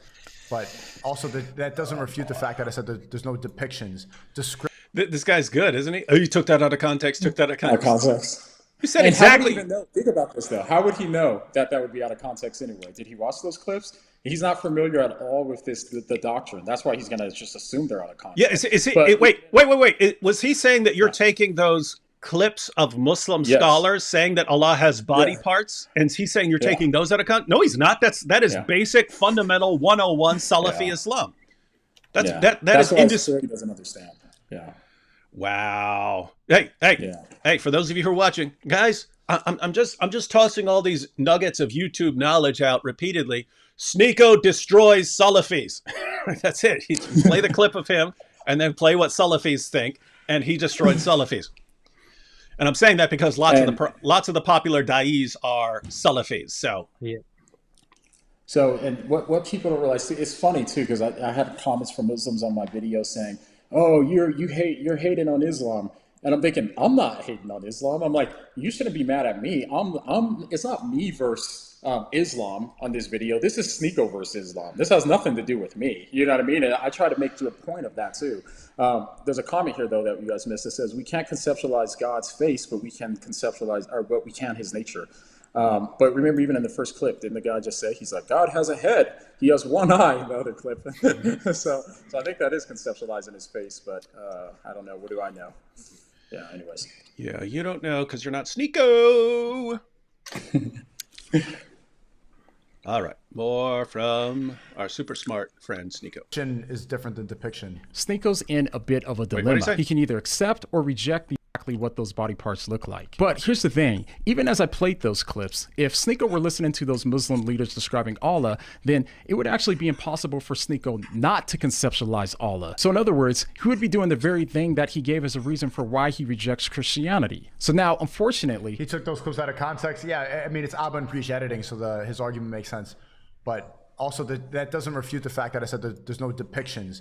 Description is different than depiction. Sneako's in a bit of a dilemma. He can either accept or reject these teachers' interpretation of those passages in the Quran and the Hadiths. If he rejects their interpretation, then he would have to interpret those passages as non-literal representations of God, which is the very thing that everyone knows is true about the paintings that he's referencing. No one thinks that those are actually real depictions of what God is supposed to look like. But regardless, if Sneako doesn't like pictures of God, then he can still reject those since those aren't a feature of Christianity. It's not as if these pictures are found in the Bible or they're part of any Christian teaching. But they put it in churches. You see depictions of God like on the... You just saw Muslims talking about Allah's shin and so on. That's in. That's in. They say that in mosques. How is that not worse? I was like, you have one talking about God's body parts in your actual sources, and then you have something that's not from our sources that are on a building, which you can go to another building, you know what I mean? And then you're considering that that's fundamental to Christianity because it's in the building, but it's not fundamental to Islam, even though it's in the Islamic sources. That makes no sense. So it has to be a bigger problem for Islam than it would be in Christianity if this is actually a problem for him. Yeah, and I don't want people to think that we're making anything up here, even though John showed multiple clips of Muslim scholars talking about Allah's body parts. But I have verses too on the video too. I think. Yeah, look at here. So this is Sahih al-Bukhari 7439. Look there in kind of the middle of the page, because this is a very, very long hadith. This is one of the ones where Jews say they worship Ezra and things like that. And it's total nonsense. But right there in the kind of the middle, it says, then the Almighty will come to them in a shape other than the one which they saw the first time. So Allah's doing this shape-shifting stuff.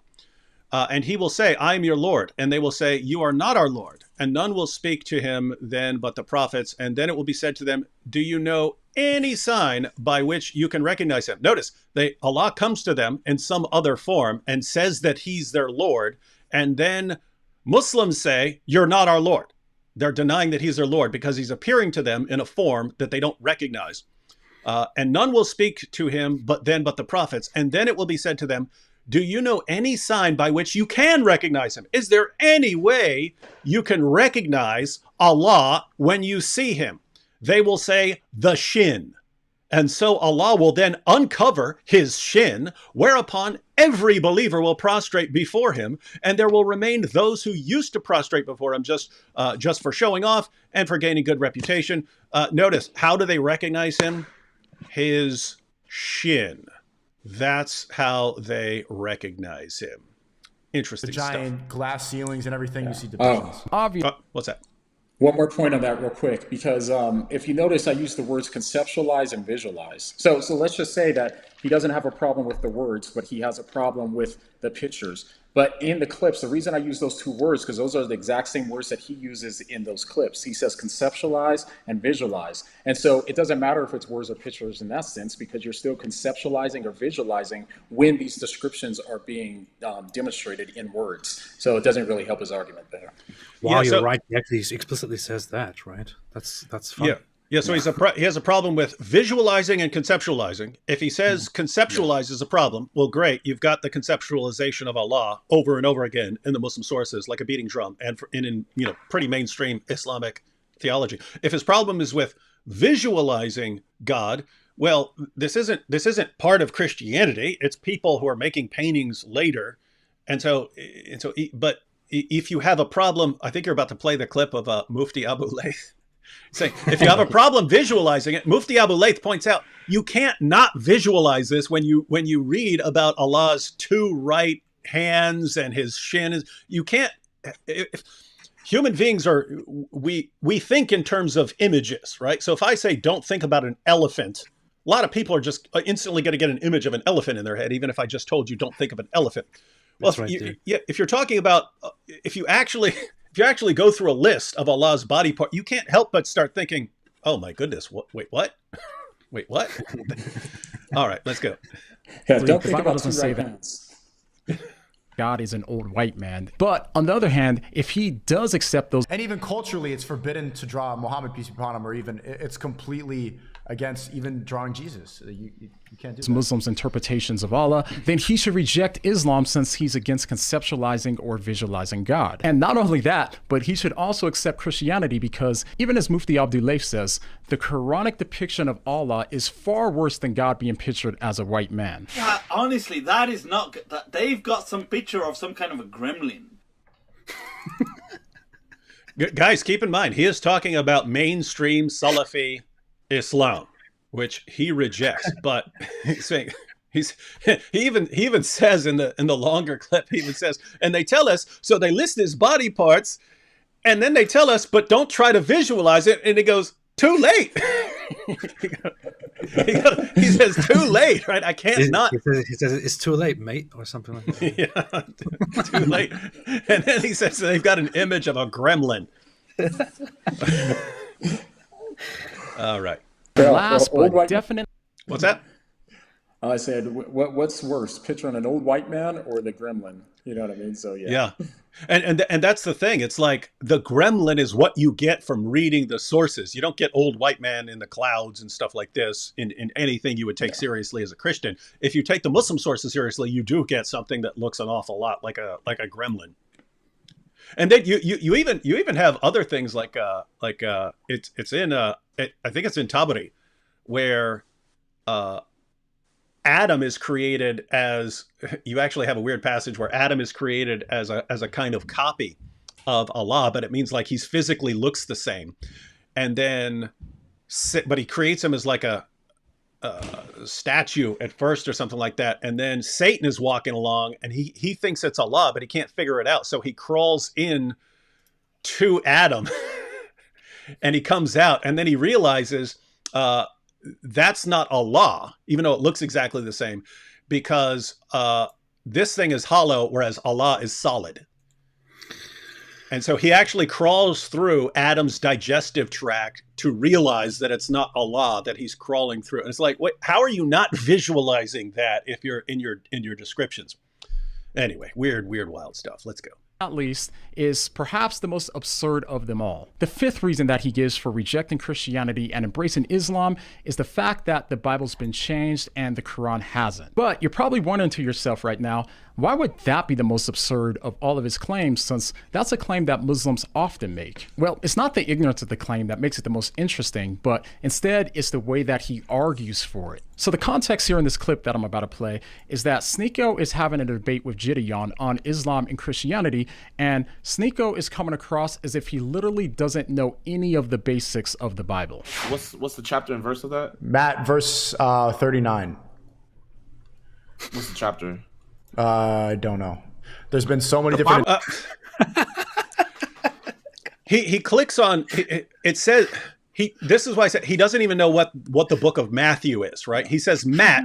He doesn't know that's an abbreviation. Matt is an abbreviation for Matthew. And he's saying Matt verse 39. So he doesn't know that there are chapters. He doesn't know what... He doesn't know that this is... Yeah, he doesn't know that this is the Gospel of Matthew. He doesn't know that there are chapters. He just says Matt verse 39. And he doesn't. It's Matthew chapter 5 verse 39. He doesn't know any of that. So this is he's claiming, I was this Catholic. He doesn't even know the Gospel of Matthew. He doesn't know what that is. He doesn't know that. He doesn't even know the name of it, let alone the contents. But he doesn't know the name of the book. And he's talking about how he saw these problems with Catholicism. He doesn't know the basics of the basics. Yeah. Let's see that again. Cross as if he literally doesn't know any of the basics of the Bible. What's the chapter and verse of that? Matt, verse 39. Matt, verse 39. What's the chapter? I don't know. It's right there. There's on the been screen. so many The different. Bible- There's so many different. There's so many different versions of the Bible, bro. What other versions of the Bible are there? Sneako? There's so many, bro. Okay, tell me some. Okay, let's look up. What versions of the Bible are there? We have the King James version, the English Standard Version, the New American Standard, the New English Bible. You know the funny thing about all those different versions, Sneako? What? They're all just different translations, buddy. But it gets worse. Most people haven't read the original version. Have you heard of the Council of Nicaea? There's been a lot of chapters that have been removed, and the Bible's been tampered and manipulated with a lot over the years. Well, they did remove the Council of Nicaea from the original Bible. A lot of people haven't read those parts of the Bible. Everybody knows that about the Bible. The Council of Nicaea was removed from the Bible. And it sucks because it was my favorite. It was my favorite book, man. The Council of Nicaea. When I'm getting down, I just like to read the Council of Nicaea in my Bible. But then someone took out the Council of Nicaea from my Bible. Why did they remove it, man? Hey, AP, you're familiar with this, right? Like if someone says I was a former Muslim, they want to give you like a test of how much of the Quran you've memorized. They want to give all of these tests. On how faithful and devout you are. They want pictures. If you're a woman, they want pictures of you in full burqa and say, show us the evidence, blah, blah, blah. And here you can have someone who does not know the most fundamental basics. It's just, I saw a picture of Jesus in a painting once, so that's why I reject Christianity. But someone who thinks that the Council of Nicaea was a book in the Bible, and they'll parade him. You say, hey, look, the devout Catholic left Christianity. He knew Christianity was bunk, right? This guy knew the Bible was BS. It's powerful knowledge. You brought it up the other day when Alidawa was having his debate with me. He was trying to test me on. He said, so every surah begins with with Bismillah, right? And I was like, no. I said, except Surah Tawbah. And he was like, okay. And he moved on. So he wanted to test me there just to see if I'm going to make the mistake of saying yes or not. I didn't make the mistake. I really pointed out that Tobo doesn't have it. So he just moved on. But even that, if I did say yes to him, he would have made a huge show off it. That would still be a video that would have 2 million views. Yeah. Apostate Prophet exposed as fake ex-Muslim. If you didn't know that bit of Quran trivia, right? Yeah. And that's amazing. You remember, because we talked about it. We talked about during a live stream when Hijab was saying why people shouldn't listen to Ayan Hirsi Ali. He said she used an incorrect hadith reference at one point. And since she used an incorrect hadith reference, therefore you shouldn't accept her as an ex-Muslim. No one should listen to her. It's like, dude, you make the Dawa guys make mistakes and blunders constantly. It never crosses their mind. Therefore, you should never listen to them. Yeah. I mean, we went through an entire video of Ali Dawa claiming to debunk Christianity. He got nothing right in the entire video. And we go through his claims about Islam, and he gets nothing right. And we're all supposed to still fall at his feet. And yet they're looking for any mistake anyone else can make, and it's enough to dismiss him as an ex-Muslim. And yet their guy here cannot know anything about the Bible. And you see, he's a devout ex-Christian. This is the proof that Islam is true. All right. Council of Nicaea. What are you saying? There's a book called the Council of Nicaea? Yeah. There's not no book called the Council of Nicaea. No, it's not a book, but there was a council that removed parts of the Bible. Not a whole book, but it's. Look, now we got dueling Sneakos, right? You got dueling Sneakos, because that was the new Sneako. That was the update Sneako who knows, correcting the dumb Sneako from a couple days earlier or whatever. Let me go back a little. See this. We want to get this all. Bible's been tampered and manipulated with a lot over the years. Well, they did remove the Council of Nicaea from the original Bible. A lot of people haven't read those parts of the Bible. Yeah, I haven't. Council of Nicaea. What are you saying? There's a book called the Council of Nicaea? Yeah. There's not no book called the Council of Nicaea. No, It's not a book, but there was a council that removed parts of the Bible. Not a whole book, but it's look at the. He's saying it as he's googling it. Yeah. Yeah. One of the original video, he's saying it's not a whole book, so it's part of a book. But then him on the other side, he's saying it's not a book, it's a council. Now that's the corrected version because we have two Sneakos on the screen. Sneako destroys Sneako. Sneako refutes Sneako. Yeah, there you go. So, as you just heard, Sneako rejects the credibility. Bro, what type of Abba and Preach Christian channel is this, man? Are you... he just said the Council of Nicaea is a book or part of a book that was removed from the Bible.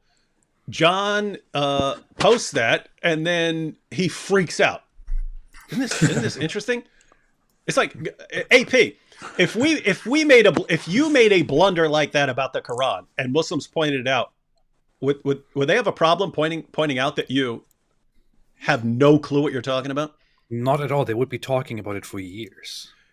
Yeah, if you said, the book of Ahmed Didat was removed from the Bible, was removed from the Quran, and they go, what? This is the biggest idiot we've ever. You can never take this person seriously again. He's so stupid. And they wouldn't be saying, "Oh, you're taking that out of context."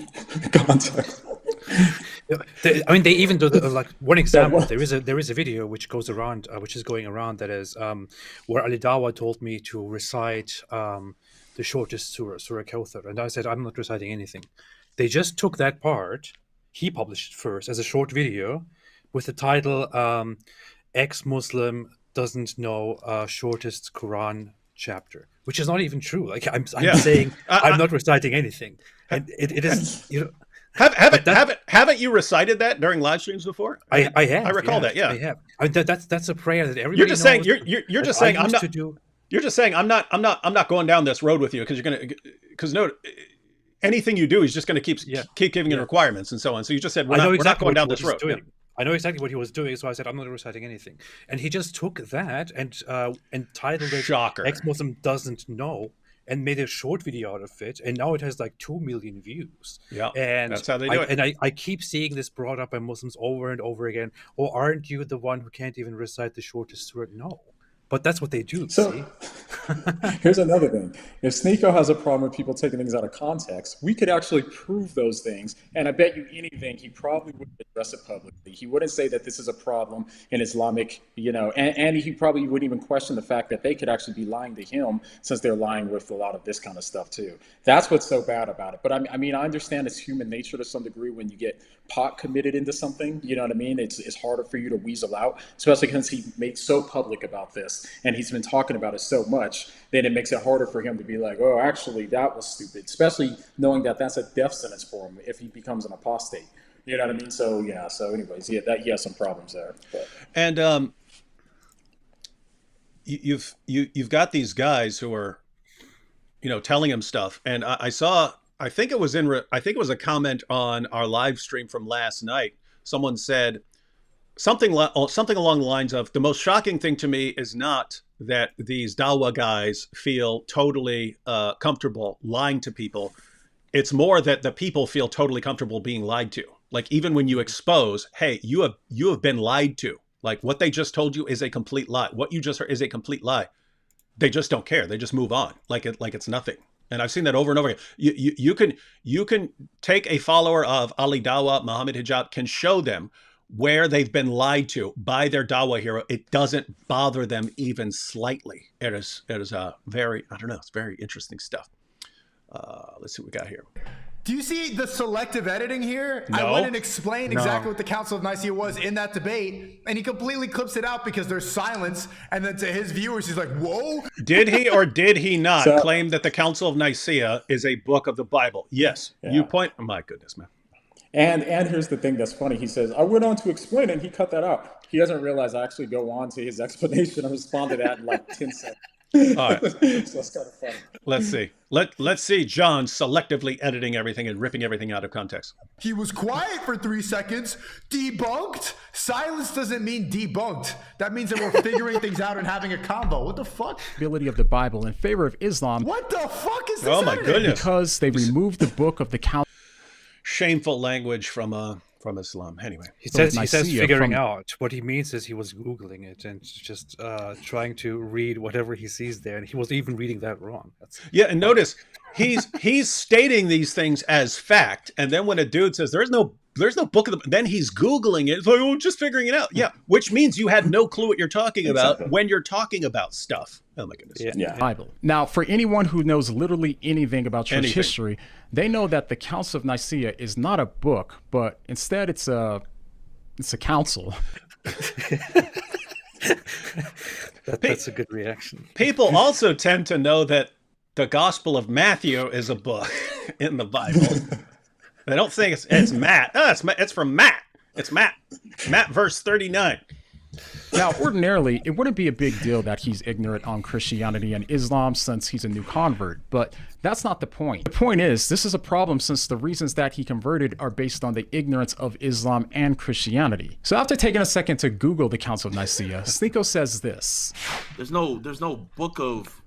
What? There was a council called the Council of Nicaea that manipulated the original Bible. All right, pause right there for a second, because what's so insane about this is that even on his screen, on the front page of his Google search, it says there is no historical basis for the idea that Nicaea established the canon and created the Bible. It's established the canon. Yeah. The Council of Nicaea had nothing to do with the canon of Scripture. It's not what it was about. And I'm saying this because he's about to, no. Oh, I didn't say they created the Bible. It's like, dude, it said they had nothing to do with establishing the canon, which means they had nothing to do with selecting the books of the Bible. The canon is the collection of books. Right? I don't think he knows what the canon is. Probably. Yeah, he doesn't know. I was thinking that. So it's literally on the screen that the Council of Nicaea was not about establishing the canon, and he's going to go on and say, "I didn't say they created the Bible." Anyway, let's see what he says. Right there. I didn't say that the Council of Nicaea created. I never said that. I said they changed it. On his screen. I said they changed it and removed stuff from the Bible, which means they did what? They're establishing the canon of Scripture, which is what it said on your Google search said did not happen. This is a guy who doesn't understand basic words that he's reading. I don't know what to do, man. I don't know what to do. Wild stuff. Hold on. Here we go. Matt verse 39. People are still laughing about Matt verse 39. All right. Matt verse 39. All right, let's go. And it's highlighted. And this means that not only is he not reading the screen, but it also means that he didn't even take the time to do a 2-second Google search. Wait, he is reading the screen. He doesn't know what words mean, right? he doesn't know what words mean. Yeah, canon is the authority. Canon is canon is authority. But used in context of that, it's the list of authoritative books, and the Council of Nicaea had nothing to do with that. Guys, you can lay this down as a rule, anytime, because people they appeal to people's ignorance, right? If they know people don't know what they're talking about, they can say whatever they want. When someone starts talking to you and they start talking about, oh, the books that were removed from the Bible and blah blah blah, Council of Nicaea, you've just spotted either a liar or a moron. Right? It's one or the other, because it had nothing to do with it. Oh my goodness. All right, let's see what he's got. On the Council of Nicaea before deciding that this was his reason for rejecting Christianity and embracing Islam. So now when it comes to his... Bro, this dude is fucking disingenuous as fuck. Yeah, he's the one. When did I ever say that the Council of Nicaea created the Bible? Point about the Bible change. He doesn't understand. He doesn't get it. He doesn't get it. He doesn't. Because I think he's being genuine here too. Because I think he literally just doesn't understand like what the words was that he saw. That's the thing. Can you blame this guy for being so completely oblivious, to these very simple facts? Can you blame this guy for not knowing at all what he's talking about, but then trying to at least participate in the conversation and trying to make a point? And I mean, can you blame him for not being smart enough to even understand what he's talking about? it's just it is very. I mean, it's very paradoxical, right? I mean, What's even funny is he's like, oh, he's taking me out of context. He's saying created the Bible when I said change the Bible, and that's my next point here in like 2 seconds. yeah. But I mean, think about that. It's still actually on the screen. He doesn't know what the words mean on the screen, and it's like, how do you have a conversation with someone who doesn't understand words? Right? You don't understand basic. Now, it's a situation maybe he doesn't understand like what the canon of scripture is and so on. But the point is, he's attacking you as being disingenuous. Yeah. When it literally said on the screen in words that he doesn't understand that he's wrong. Right? So he's saying, Ed, the Council of Nicaea, they took stuff out of the Bible, meaning they established the canon. And then it says on the screen, didn't establish the canon, not the Council of Nicaea, nothing to do with that. And then you're the one who's being disingenuous because he doesn't know what the words mean. Yeah, this is awesome. This is man. I feel bad. I feel like we are bullying a little child right now. That's what it feels like. It does. I mean, guys, it's. But what do you do when they put this guy forward? I'm getting messages. You're, now what are you going to do? That Sneako has converted. This is the proof. All right, but here's John's. I want to say, Sneako, if you are going to review our review of your review of the video, we don't hate you. I don't hate you. We're not making fun of you. We don't have any problem with you. I don't have any problem with you at all. I think you are very entertaining. Yeah, I kind of like him. I kind of like him. Yeah, but this is just not it. This is not your stuff. Yeah, that's I kind of like, and that's the point too, because like the point of my video, I'm not trying to do it to make fun of him. Like it's more so to point out that these are the reasons he said he converted, and these reasons literally have nothing. They're based on 100% ignorance. So that's the point that's being trying to make. It's not to attack, just to say that he's whatever. I think he's just wrong, and so it's kind of funny. You know what I mean? But it's not to make fun of him. Yeah, guys, this isn't about piling on and so on. It's I mean, if someone says these are my reasons for leaving Christianity and my reasons for embracing Islam, if you know that all those reasons are false, should you point it out? Well, there are two main reasons you could point it out. One, if you're actually thinking, oh, this person has been misled by his own ignorance and by being deceived by others, you would want to help that person. And so notice John's being very friendly. Sneako, you don't know what you're talking about here. All of the reasons you're giving actually backfire. Is pretty straightforward. So there's that. But then notice, even if Sneako is totally stubborn and he's dug in and he wants to cling to Islam, he's still talking to a lot of viewers. Some of those viewers, probably most of those viewers know more than him. Like probably most of his viewers would know that Matthew was a book or that the Council of Nicaea was a council. But there will be a subset of people who don't know anything about Christianity or Islam. And he's saying, these are the powerful reasons.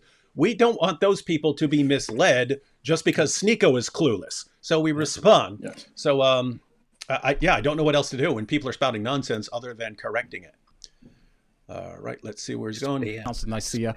Honestly, I feel bad for him. He's likely just repeating Muslim slogans about this, not realizing that this actually comes from a Dan Brown novel and not actual history. If anyone decides to go look up the actual history, then like Sneako, it would only take you really 2 seconds to learn that the Council of Nicaea literally had nothing to do with determining what books went into the Bible and what books didn't. In fact, the council wasn't even about the books of the Bible. Instead, it was about the Arian heresy. So honestly, I think that Sneako was misled here by some Muslim apologists who either knew or should have known better. But again, wrong. I was in my Catholic church and I saw them take out the Council of Nicaea. Be charitable because I'm a charitable. In a painting with God as a old white man in the clouds taking out the Council of Nicaea from the Bible. I saw it. Guy, and I'm feeling really charitable today. So let's say that Sneako is right that they actually did remove books from the Bible at the council. What hypothetical? You see, he's agreeing they took out books of the Bible.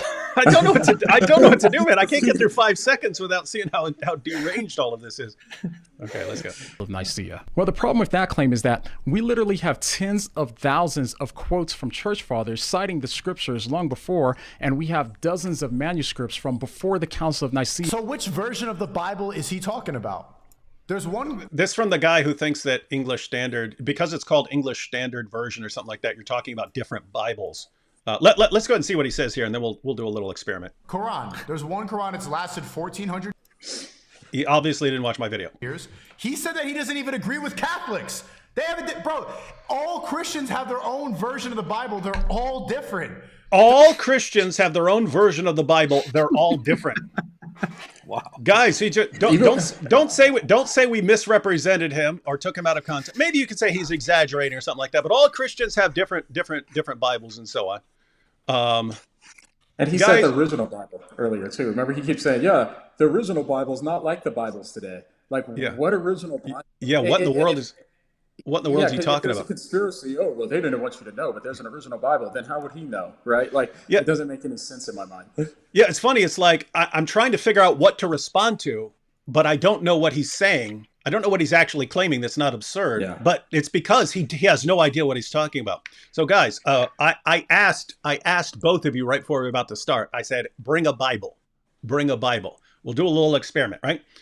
Take whatever Bible you got, and then you can tell us what version it is. And I've got a few here, so I can use a different version of the Bible. But go to John chapter 1, just because, I mean, you could kind of pick anything, but we'll go with John chapter 1 here. What are you using, John? So John verse 24. What verse? Yeah, John verse 24. No, Joe. What Bible version do you have, John? I have this one is NIV, I believe. That's an NIV. So John's got an NIV. What do you have, AP? I have an NKJV. New King James. New King James version. Okay, I will use, I've got an NASB and I've got a New Revised Standard Version. I'm going to stick with the New Revised Standard Version because it includes the word version. So you know. Then I will switch to NASB. So you know it's different. What? Then I will switch. Open them both, AP, because we can get all these different versions, so we can see all of these different teachings in these different Bibles. Okay. We want so all King the different Bibles. James, the New King James Version, and the New American Standard Bible. So. Okay, you open those to John 1? You open to John 1, John? Yeah. Yep. Just read, let's see, probably read a couple verses, just so we can see how radically different they are. Yeah, go ahead and read. Let's read the first. We could do 18, 118. That might be a good one. Yeah. Matter of fact, we can use 118 as an example of a translation difference. But read the first. Read the first 5 verses of the Gospel of John. Okay. In the beginning was the Word, and the Word was with God, and the Word was God. Yeah, this is a good one too. Going against his earlier arguments. He was with God in the beginning. Through him all things were made. Without him nothing was made that has been made. In him was life, and that life was the light of all mankind. The light shines in the darkness, and the darkness has not overcome it. All right. Now that was what version? The New International Version? That's right. Okay, so now I'm going to quote the New Revised Standard Version, a different version. John 1. In the beginning was the Word, and the Word was with God, and the Word was God. He was in the beginning with God. All things came into being through him, and without him not one thing came into being. What has come into being in him was life, and the life was the light of all people. The light shines in the darkness, and the darkness did not overcome it. So that's a completely different Bible version from what John is using. AP, you've got two Bible versions there. Why don't you tell us what those say so we could get the completely different message of these Bible versions? Yeah, this is, of course, a completely different Bible that is completely, hugely different here. This is the New American Standard Bible, I think. Yes, it is. It says, in the beginning was the Word, and the Word was with God, and the Word was God. He was in the beginning with God. All things came into being through him, and apart from him, nothing came into being that has come into being. In him was life, and the life was the light of men. The light shines in the darkness, and the darkness did not comprehend it. This is what the New American Standard Bible says. And this is what the New King James Version says. Let me see this. In the beginning was the Word, and the Word was with God, and the Word was God. He was in the beginning with God. All things were made through him, and without him nothing was made that was made. In him was life, and the life was the light of men. And the light shines in the darkness, and the darkness did not comprehend it. This is what this one says. Guys, these are all any you Muslims who are watching. These are all different Bible versions. They're different translations. They're worded slightly differently, but it's kind of all the same thing. If you're saying those are different and they've all got these different Bibles, okay, well, I mean, my goodness, I've actually got more versions of the Quran than I have of the Bible here. I've got more versions of the Quran than I've got of the Bible here. What would you say? But you're just translating the same Greek. Yeah, these are translations of the same Greek Gospel of John. How? I don't know what to do with it. Well, I'm sure, because I was trying to think of his argument. Like, I think what he thinks is that the different versions come from different manuscripts or something like that, rather than different books. Yeah. Yeah, I mean, they're different versions of the same thing because language changes. Like, that's why the King James version is way different than the New American Standard version. You know what I mean? And so I think it's that fact that he just doesn't understand that that's what these versions are. I think in his head he thinks, they're different manuscripts for all of them. I think that's what he's thinking. I thought of just one point, which is he did mention Catholics and Protestants having different Bibles. And there is only this one point where the Catholic Bible, correct me if I'm wrong, has a different, slightly different canon in that it includes several books which are not included in the general Protestant Bibles. But that's it. It's not different in content of the specific books. It just has different books which are part of that canon. That's it. Yeah, that's just as a quick. In fact, since this is such a common, misunderstanding of Muslims, probably worth making videos about the canon. So, guys, Catholics and Protestants, 27 books of the New Testament. So Matthew, Mark, Luke, John, Acts, Romans, and so on. They're the same. We have the same New Testament canon. Now, here's where the difference of the canon of the Old Testament is concerned. You had two basic approaches, and you had them before anyone was thinking in terms of Catholic and Protestant. You had this from the early stages of Christianity. You had two basic lines of thinking here. One line of thinking was, since the Apostle Paul talks about the Jewish people being given the oracles of God, one line of thinking was that when Christians who have the New Testament, when Christians are thinking about the Old Testament, since the Jews were entrusted with the oracles of God, you should go with the Jewish canon of Scripture when you're talking about the Old Testament. So the Jews know what they're talking about when it comes to the Old Testament. And so you have people who would go with the standard Jewish canon of the Old Testament when you're talking about the Old Testament.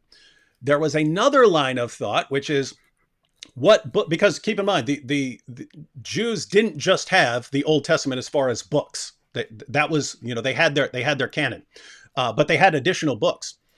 The early Christians in their churches start citing some of these books because some of them were included in the Septuagint, the Greek edition of the Old Testament.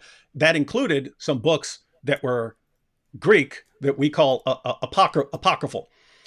So even though these aren't the official canon, they're still sometimes included. And the early church, some churches use those. So the two competing lines of thought were, what is regarded in mainstream Judaism as the official canon? We should stick with that as the Old Testament canon. The other line of thinking was, what are churches using and quoting? Because then it has a kind of authority from the church if churches are using it and recognizing these scriptures. But they were also using books that we call, Protestants would call apocryphal. Catholics would consider them deuterocanonical, meaning second canon.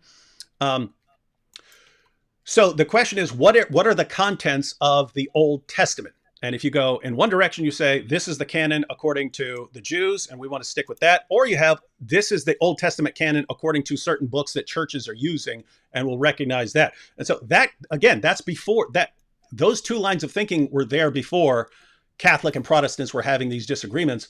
It later ended up with Protestants, for the most part, going in one direction and Catholics going in the other direction in terms of accepting what are called the deuterocanonical books. So that's the breakdown in a nutshell. Again, New Testament, totally the same. Books of the Old Testament, the same. There are some additions and then there are the in a Catholic Bible there are the additional deuterocanonical books. So you don't have a different New Testament. You have some extra material depending on your perspective. You have either some extra material in the Old Testament or some missing material in the Old Testament. That doesn't affect the New Testament. So there's a disagreement. Now, here's the thing, because we could make separate videos on this. Suppose you regard that as a problem. Some Christians have had a disagreement about some of the contents of the Old Testament. If you think that's a problem, multiple things going on here. One, Muhammad's own followers disagreed about what's supposed to be in the Quran. Abdullah ibn Masud thought there was supposed to be 111 chapters. Ubay ibn Ka'b said there's supposed to be 116. The Quran that Zayd and Uthman settled on has 114. So Muslims had disagreements about the contents of the Quran. So if it's a problem for Islam. You should leave Islam. Will Sneako do that? Of course not. He will change his objection because that's what he keeps doing. In addition to that, so there are actually three separate problems here. So that's one problem. There were disagreements about the contents of the Quran. Two, the Quran also affirms the scriptures of the Jews and Christians, right? That's what the Christian dispute was about. It's, we agree on the New Testament. What about the contents of the Old Testament? If we were to say, what are the actual contents that are authoritative scripture? What's the list? And some Christians have disagreed about whether certain Old Testament books are part of the list. Well, guess what?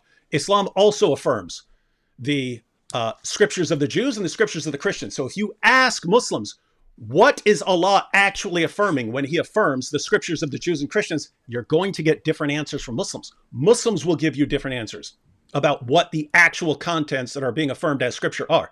So if it's a problem for Christians to say, we have a disagreement about the contents of the Old Testament, if that's a problem for Christians, Muslims would tell you that they don't agree on the contents of the Old Testament. You could go to different Muslim scholars and they will give you a different explanation of what's being affirmed as the Old Testament in the Quran. So if that's a problem for Christians, it's also a problem for Islam. So you got the same problem. And then in addition to all of that, how do you know how to follow the Quran as a Muslim? You have to go to the Hadith, because certain things you can't even understand in the Quran without going to the Hadith. But guess what? Muslims disagree on which collections are authoritative. So if a disagreement about sources refutes your position, then great. Then Islam is false. You don't know how to follow Muhammad because they disagree. Oh, we follow Bukhari. Oh, we follow Al-Kafi. Okay, well then you disagree on how you know about Muhammad. And so, like, how can you say this is my reason for rejecting Christianity when, one, you don't even understand what the issue is. Two, you're not talking about tons of different Bibles here. You're talking about a disagreement of certain contents of the Old Testament. And then three, if you take that objection seriously, you've got a much bigger problem in Islam, because you've got the same thing in the Quran itself. You're not even talking about Christians looking back at the Old Testament. You're talking about Muhammad's companions not agreeing on what's in the Quran, which is their final revelation, and they still don't agree on it. And it's like, I don't know, man. I don't know what to do when I don't know what to do. Like, yeah, there's chapters missing from the Bible, or that were taken out of the Bible. That's pretty hilarious. He's like, what? Yeah, big problem. This is wild stuff, man. This is wild stuff. All right, should we continue? I think we should be getting to the end of it, right? Yeah, I think so. Not one consistent Bible. Of course, there's English translations of the Quran, but even then, people who read the English versions or read translations know that it's not as accurate as the Arabic Quran is, the original one. There he's just saying the English translation would not be as accurate as the original Arabic of the Quran. Christian would say the same thing, that an English translation is not as accurate as the Greek of the New Testament, right? And everything in Islam is cited exactly to that. I don't even, Chet, for the Christians who are saying that he's cooking, do you even know which version of the Bible he's talking about? No, you don't either, because you don't know what a version is. Isn't this funny? He's flipping out because people in his chat are saying John is cooking. That John's cooking, and he's flipping out. You don't even know what Bible version he's using, because they all have different Bible versions, and he doesn't even know what he's talking about. This is interesting stuff. All right. Sad. Because it's very, all very of them sad. are different. All of them are different. Decide which one is actual Christian canon. was even a thought. So if someone really did change the Bible at the Council of Nicaea, then it would be pretty easy for textual critics to know what they changed and to fix it. We wouldn't be... Yeah, and he missed your entire point. The point is, by the time you get to the Council of Nicaea, hypothetically, if the Council of Nicaea decided, hey, we're just going to make stuff up and change things, okay, you have tons of quotations from church fathers that predate them. Yeah. And so you would be able to figure it out. Yeah. Relying on the Council of Nicaea to know what was in the Bible anyway. And of course, when it comes to the Old Testament, then Sneako has also been deceived in believing that the Old Testament was changed as well, when in reality, history once again shows us that it wasn't. For a long time... Always Sorcerer, thanks for the 35. This is taken out of context. Appreciate you. She was saying why she left her ex and why a man like Sneako drives her crazy because they don't simp and check her. She never talked. Okay, I don't know what the fuck you guys are talking about. I don't know why you're talking about it. We had were from the 10th century AD. But once we found the Dead Sea Scrolls in 1947, we found Old Testament manuscripts that were more than 1,000 years older than the ones that we previously had. So of course, this gave us the opportunity to see if the Old Testament manuscripts that we had been changed or not. But once we compared them with one another, they proved to be virtually exact. So not only do we know that the New Testament wasn't changed, but we also know that the Old Testament wasn't changed either. And by the way, so I'm only saying this because I know Sneako will not have understood anything you just said right there. So we know historically the Council of Nicaea was not choosing books of the Bible, but if they had at the Council of Nicaea decided we're going to change a bunch of stuff in the Bible, you still had too many New Testament quotes, even in the church. So you could wipe out every Bible. You'd still have the quotations from the church fathers before the Council of Nicaea. And if you're saying they changed the Old Testament, so they're rewriting it or something like that, rewriting prophecies of Jesus, we've got the Dead Sea Scrolls long before the Council of Nicaea. So you could change whatever you want at the Council of Nicaea. It wouldn't change it. It's done. It's like if I decided to change the Quran right now, that would not change every earlier copy of the Quran. I don't know what to do, man. Wait. You just admitted that they changed it. You see, David just admitted it. How can this guy call himself a Christian when he's Sneako, if you're watching this, I'd love to have a conversation with you in private or in public about this. So reach out to me if you're interested. Yeah, bro, but look at the fucking snake shit you did. Using so many clips, but the fact that, and this is what I'm so sick about these fucking bot tubers, is right now, I'm not even lying, I'm dominating on YouTube. I'm pulling in so many views on YouTube, and if I was still on there, the amount of money that I'm missing out of because I was banned. This is what he's complaining about? 7 months ago is insane. And all these people that make videos about me do not credit my channel. They don't credit you. The fact that he went out there to credit Jadion because he's on his side of the argument, and he didn't even use a clip from his stream. He just cited him because he agrees with him. That's some. Do we need to keep going here? Because now he's just whining. What's funny about that is, like, you see, I tagged Jadion. I wrote Sneako's name there, but because Sneako doesn't have a YouTube channel, I couldn't tag Sneako. So he's like, oh, he's citing Jadion because he agrees with him. What? I put his name there, and I also have your name there too, Sneako. It's not like I removed Sneako's name. So it's just kind of funny. Anyways. Yeah, so you can do a tag, an official YouTube tag to another channel, but he doesn't have a channel, and therefore you didn't tag him, and he's flipping out about it. Are we done with this, by the way? Because he's about to go on to my clip, which we've already watched. All right, so I think so, yeah. So yeah, what do we have? Well, guys, that's a lot.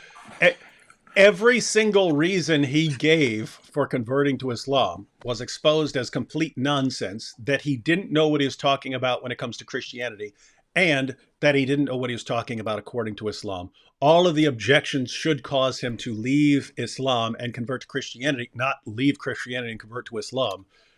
And once you've completely destroyed all of his reasons, his response is, but you didn't link to me. See, this is why I don't take you seriously. I reject Christianity. Why? Because the Christians don't link to my Rumble channel. This is my real reason for rejecting Christianity. These Christians never respect me and link to my Rumble channel, man. This is why I can't stand Christianity. Muslims, they link to my Rumble channel. Muslims do it. They point people to my Rumble channel. So they can see me having all these girls making out on my lap and stuff. You see that? Come on, what's wrong? That's why I'm a Muslim. Yeah, well, I mean, it's okay, like, because unfortunately, I really don't think he understood a lot of rules. I mean, Yeah, part of it was a problem, and this is what I said earlier, and I think it's worth reiterating. Is I think, like, honestly, I think the fact that, like, after you commit so publicly to something like that, and you're taking all this heat and you're justifying it, you get more and more pot committed into that concept. Because now I showed all of the reasons for why he said he converted. I think that's all of the reasons. I think there was one more that I didn't include because I wanted to round it at 5 instead of 6. But there was all of and the other one was just basically him talking about the Eucharist. Oh yeah. You mentioned. A matter of fact, that was actually some more of the point which we could. But yeah, the only thing I remember was you said there's also the issue of him saying there's only one Quran, and then you said I would cover that. Yeah, and then he goes, "Oh, John didn't even cover this," So he was just, so he was saying, "Oh, it left me on a cliffhanger. Oh, what is this? This is my main reason." Yeah, because like, man, if you're gonna watch your video, that's gonna be pretty bad. So yeah. Anyways, interesting. I do give him props though for actually sitting through and playing all of it, even though he was. People were saying that he was getting cooked the whole time. So because he actually still sat there and played the whole clip, I give him props for that. Yeah, I think that was cool of him to just continue to play it and not just try to think of or try to get out of it somehow. So that shows that at least he's willing to stand his ground there. So props for that. Yeah, that is, and I totally agree. Total respect for Sneako for playing him getting cooked, right? I mean, he's getting cooked, and he sat there. I mean, he threw a tantrum, and then in the end, he had to go, "Oh, but you didn't link to my Rumble." Ah! And so he looked like, but massive credit to him for actually sitting there and taking that, because he could have just ignored it and could have just played Zakir Night clips or something like that. But yep, pretty. That's even better than Fareed playing our live stream in which we are cooking Muhammad, and so. Yeah, he played us. I mean, he played us like actually insulting Muhammad, and so hats off to him. Hey, I have to like I like the way these guys are going in their live streams, playing our stuff. Amazing. That cooks them. This guy Mars said, "For real, we should pray for Sneako." AP, are you going to pray for Sneako? I agree. Yeah, totally. I will pray to the flying spaghetti monster. Or I'll just pray to nothingness and to the nothingness that brought us here. That's what I will do. All right, guys. Any final thoughts on any of this before we close out? What do you think? Right. I mean, I agree. I think we should pray for Sneako, and I mean, again, if Sneako wants to have a conversation, I'd love to. I mean, and that's the whole thing too.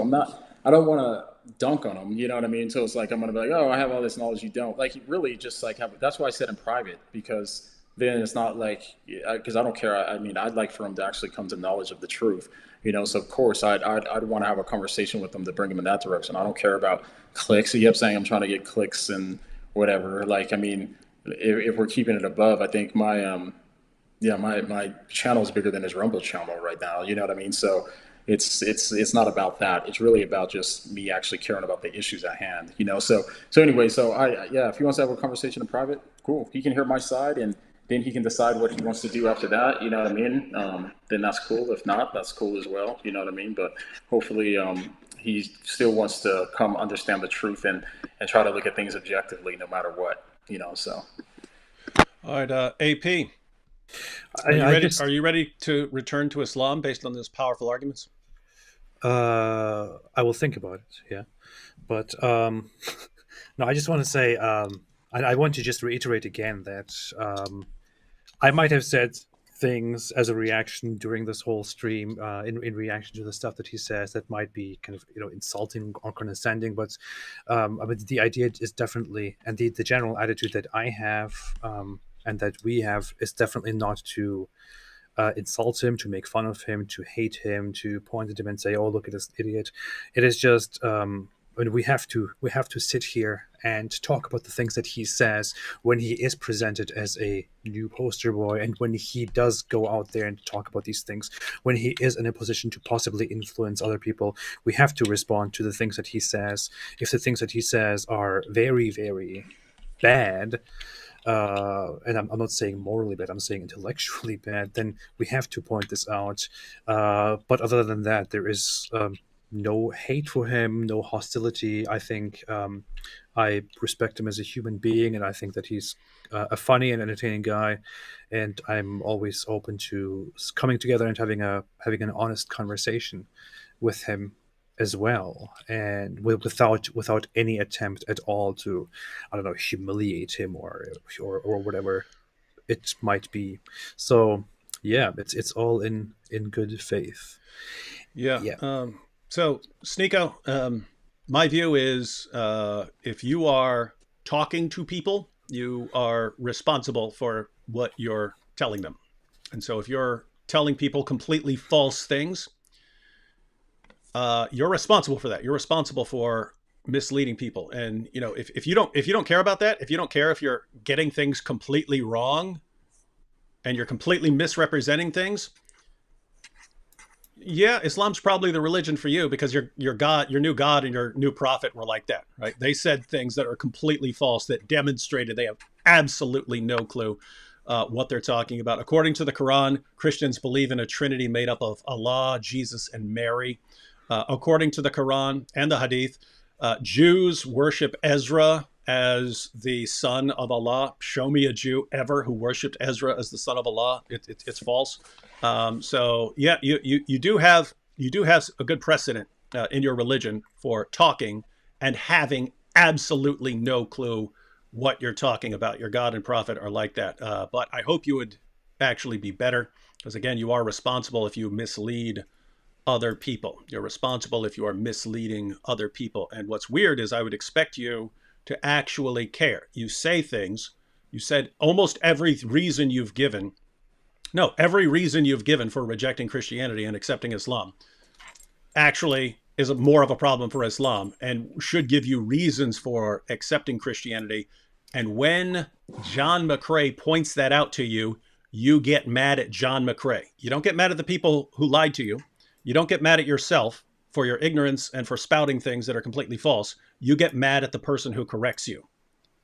For everyone who's watching, that is not a good characteristic. You should be if someone corrects me on something, yeah, if you catch me in the wrong mind, I might be ticked off that you're correcting me, but at the end of the day, I'd like to be corrected if I'm wrong about things. If you view people who correct you as your enemies and view people who lie to you as your heroes and champions, your problems are not over, my friend. So anyway, everyone keep that in mind. AP and I, there's some links to me and me and John's videos are in the description box. The videos that Sneako's kind of reacting to. You can check those out. I don't have a link to Sneako because he's whining. But if you don't have to be nice. You don't have to grovel. Just say it like an adult. Say it like an adult. Hey guys, could you link to my Rumble channel? I will do it every time I talk about you. Happy to do it. Just act like a grown-up. And AP and I will be live on, the theory is that we're going to be live on Tuesday, I think with Cameron and Khalil. So a Catholic and an Ismaili Muslim talking about whether Christians and Muslims should unite to respond to atheists. That was Cameron's tweet. John, you actually disagreed with him. I can't believe you disagreed with Cameron about something, man. Yeah, but we didn't agree. Yeah, we're finally going to have it out. We're finally going to have it out on Tuesday. The final battle between Christianity, Islam, and atheism will be Tuesday on AP's channel. Hope you all tune in for that, and we'll catch y'all next time. What color is your Bible? What color is your Bible? What color is your Bible? What color is your Bible? What? You see? You see? Oh, boy. Catch y'all later. See away from it.